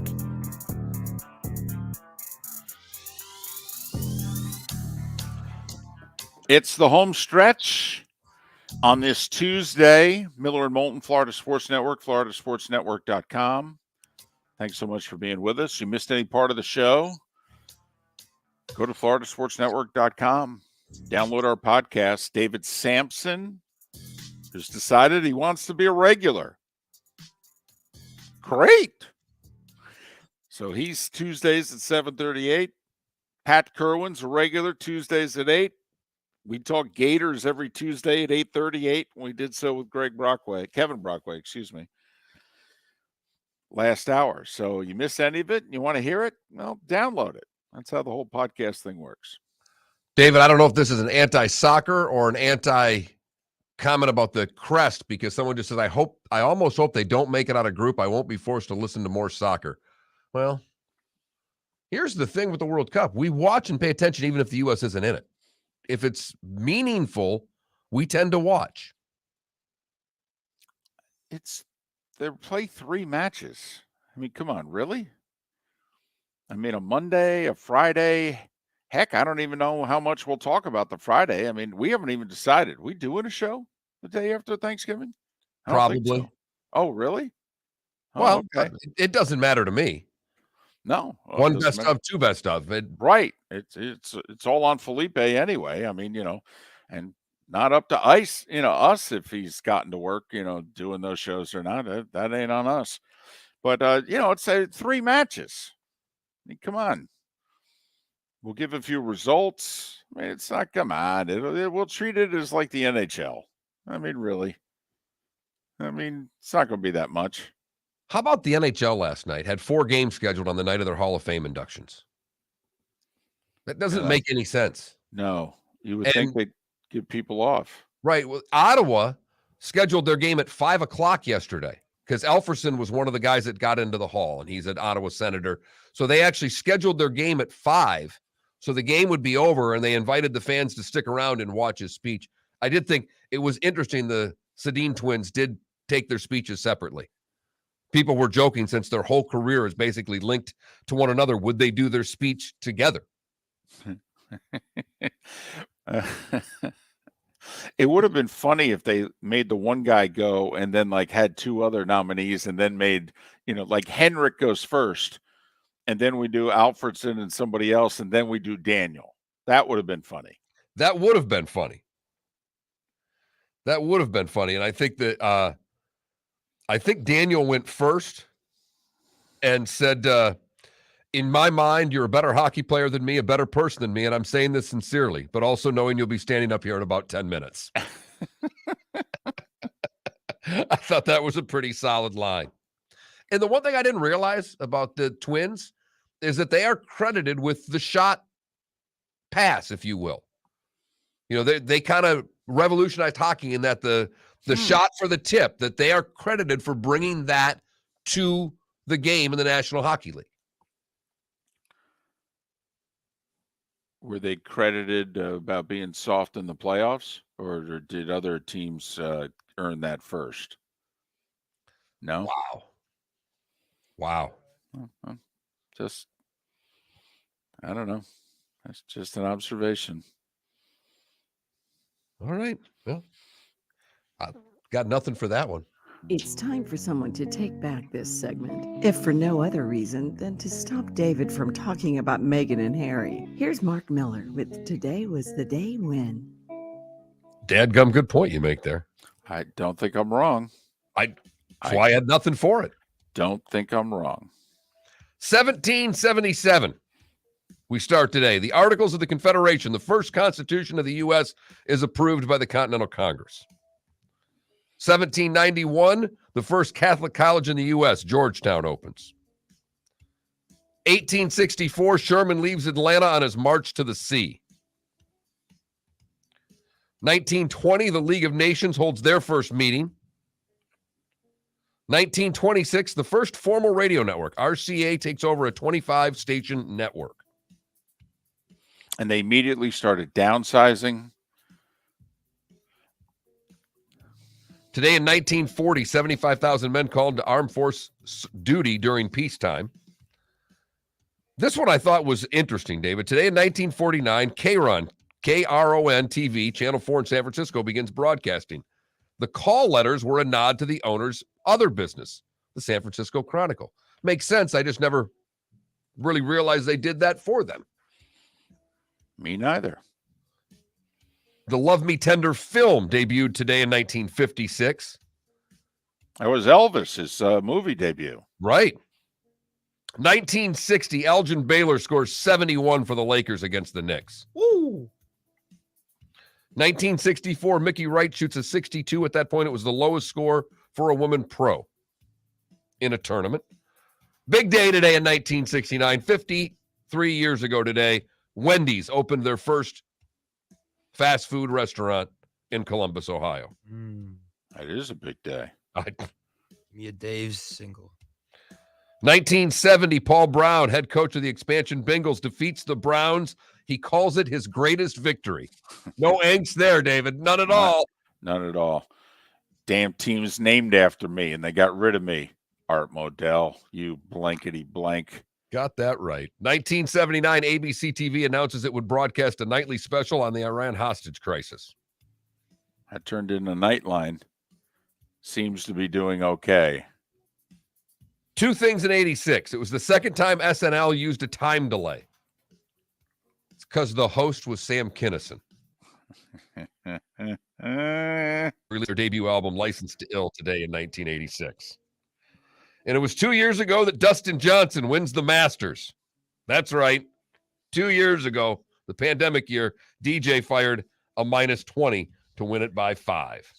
I have to admit, you know, like the whole baseball and asterisks and guys on steroids and the whole deal. I know 20 under is now the scoring record at Augusta, but to me, I really do think we have to put an asterisk next to it. I mean, we played it in November. The course played very differently. It clearly played easier. All right. To me, I don't think of 20 under as the scoring record. Those born today that are no longer with us: Ed Asner, the Macho Man, Randy Savage, and ODB, Old Dirty Bastard. Those celebrating birthdays: Beverly D'Angelo. We will see a lot of her on cable channels in the next month. Oh, my goodness. Greg Anthony and Carl Anthony Towns celebrating birthdays as well. And that, David, was the day when. What did I miss? Well, I have a question. How old is Cat Towns there? He is 27. All right. Two things. First off, first ever stock ticker unveiled today in New York City. It was unveiled 155 years ago today. It ended up revolutionizing the stock market, making up-to-the-minute prices available to investors around the country. I mean, imagine how they did stocks before that. All right. So before that, let me do some math here. For 75 years, information on your stocks had to travel by mail or messenger. Seems that would be outdated. Seems that things went slowly. And 21 years ago today, Microsoft Xbox gaming console was released. Whoa. First time. That's a good one. So that seems like a big one. I'm not a gamer, but we're here on Twitch, where I think by law you have to be a gamer. Just thought it was worth mentioning. You've heard folks elsewhere mock Florida is gonna Florida. Well, Mark Miller sees it differently. He calls it the good, the bad, and the ugly. What you got, Mark? We go to Northport for the good, and not because they quit running speed traps on I-75 there, which I'm sure they're still doing, but because of Kathleen Richardson. Kathleen was out raking and heard someone cry for help, a neighbor cry for help. So she dropped what she was doing, went running, and saw that a baby had been pulled out of the pool. She said, I just started the compressions, started giving him CPR, started doing breathing, and all of a sudden he started breathing again, and the water started coming up. Somehow, 2 older boys left a pool gate unlocked, and young 17-month-old ended up in the pool, and Kathleen Richardson saved the boy's life. That is about as good as the good gets. For the bad, we go across the pond, where a British man who feared he was going deaf discovered a piece of an earbud that had been stuck in his ear for 5 years. Oh. He used a home scope kit to see if he could identify the issue, and the tiny camera alerted him to a small white object inside his ear. He said, 5 years ago when I was visiting my family in Australia, I bought these little earplugs that you can get different attachments in depending on the noise you wanted to hear. One of them had lodged in there and had been there ever since. Has anybody ever heard of a Q-tip? Well, it's a little bit. Oh, you got to use tweezers in that situation. Yeah, but if you used a Q-tip, wouldn't you think that you moved something in your ear? You really think you're embedding an earbud in your ear? I don't know that a Q-tip Clean is the your answer. ears. Well, clean your ears, but a Q-tip, you're just pushing it in. You would have not noticed that there was something foreign in your ear that wasn't wax? Mark, I'm not going to lie. This has happened to me before. The thing gets stuck in my ear. You bring out the tweezers and you pick it out. It's horrifying, by the way. For the ugly, we go to Port Charlotte, where Kenneth Smith accused Robert Sovine of stealing his fishing gear. Then he pulled out his gun and threatened to shoot him. When he went for his gun, another man on the pier tried to stop him. 2 shots were fired in the struggle. They were able to hold Smith down until deputies arrived. That's when the 73-year-old Kenneth Smith was arrested on the pier for firing his weapon. Fishing's tough sport, David. That's the good, the bad, and the ugly. On today, November the 15th, 2022. Got some news out of Dubai. Rory McIlroy. First off, he's playing in Dubai. Huh. I wonder if he's getting an appearance fee.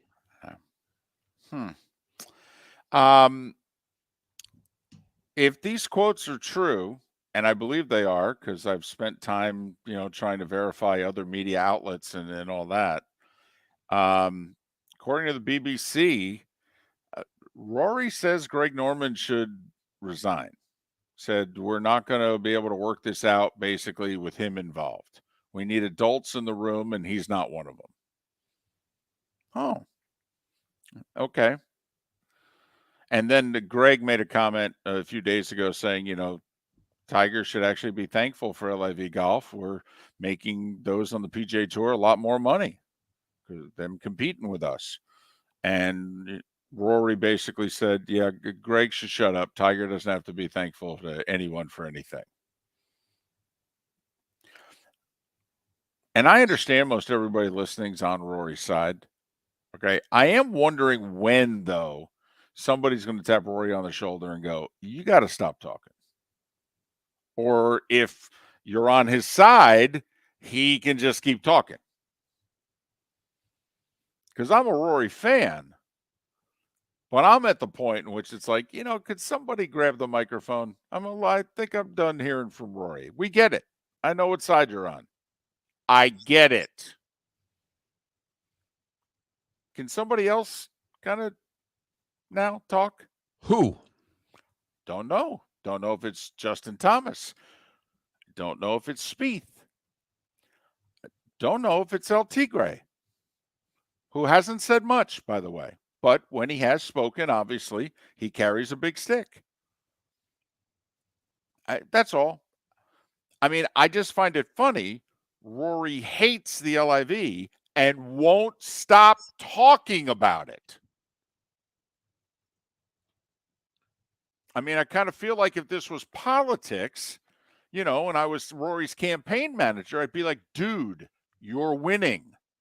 Okay? You're going to win. Why are you still talking about our opponent? You're helping him or her. Just the only thing is that you and I are more pro live golf than most others. Yes, we're open to the idea of it. We are. because most people that I'm around love what Rory's doing because they are so completely anti-live golf. Right. That they love the fact that Rory is speaking out the way that he is, and he's getting more popular for speaking out. And that's why I brought it up. I'm like, no, if this is feeding meat to the lions and he's only going to become a bigger deal. Or, even if you're on his side, are you at the point in which you're like, okay, I get it. That's enough. I'll tell you what, I've got a 1 o'clock shotgun today. I'll do a little R&D on the range. Got to frame it the right way, though, because you know what their first reaction to answer that question is going to be. But I trust you. All right. Go to work. College hoop tonight. Couple of good games. Kentucky's going to beat up on my Sparties. And then Duke and Kansas, right? Also, hockey tonight in state. Lightning hosting the Stars. Panthers hosting Ovechkin. Felipe, I don't know if you can do it 2 nights in a row. You may need a nap, but I can't. I understand. Since the Magic and Heat both played at home last night, now that one of them is playing tonight. I should have gone to that Warriors game, though. The Magic Warriors game. Thank you for that, Felipe. Oh, sorry. We got action tonight, Yes, we do. Bowling Green, Toledo, Ohio, Ball State.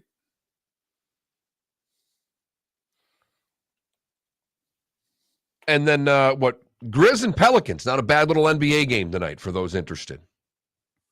Miller and Moulton. We thank you so much for listening to us. We'll do this again tomorrow morning, bright and early, 6 a.m. Where else but the Florida Sports Network. Excuse me. Hey, the line starts back here. Ma'am, if your party's not here, you're going to have to go around again. If you had the opportunity to avoid all this, wouldn't you? Salt Live is the official transportation provider of the Miller and Moulton Morning Show, making your trip to and from the airport seamless and stress-free. Salt Live is supported with the help of local partners like the Bayfront Inn. Gather your family and friends and enjoy a leisurely day on the water with a pontoon or deck boat. If you prefer to explore the waterways without a motor, the Bayfront has canoes, sandboards, and kayaks. At the end of your journey, enjoy lunch or dinner at the Bamboo Tropical Bar and Grill. The Bayfront Inn, something for everyone on 5th Avenue in downtown Naples. BayfrontInNaples.com. When you need a ride, book with Salt Live Transportation, 308-8686, or book on saltlivetransportation.com. David Moulton for Napa Auto Parts, and Napa Filters. Insist on Napa filters for your vehicles, or if you're a do-it-yourselfer, only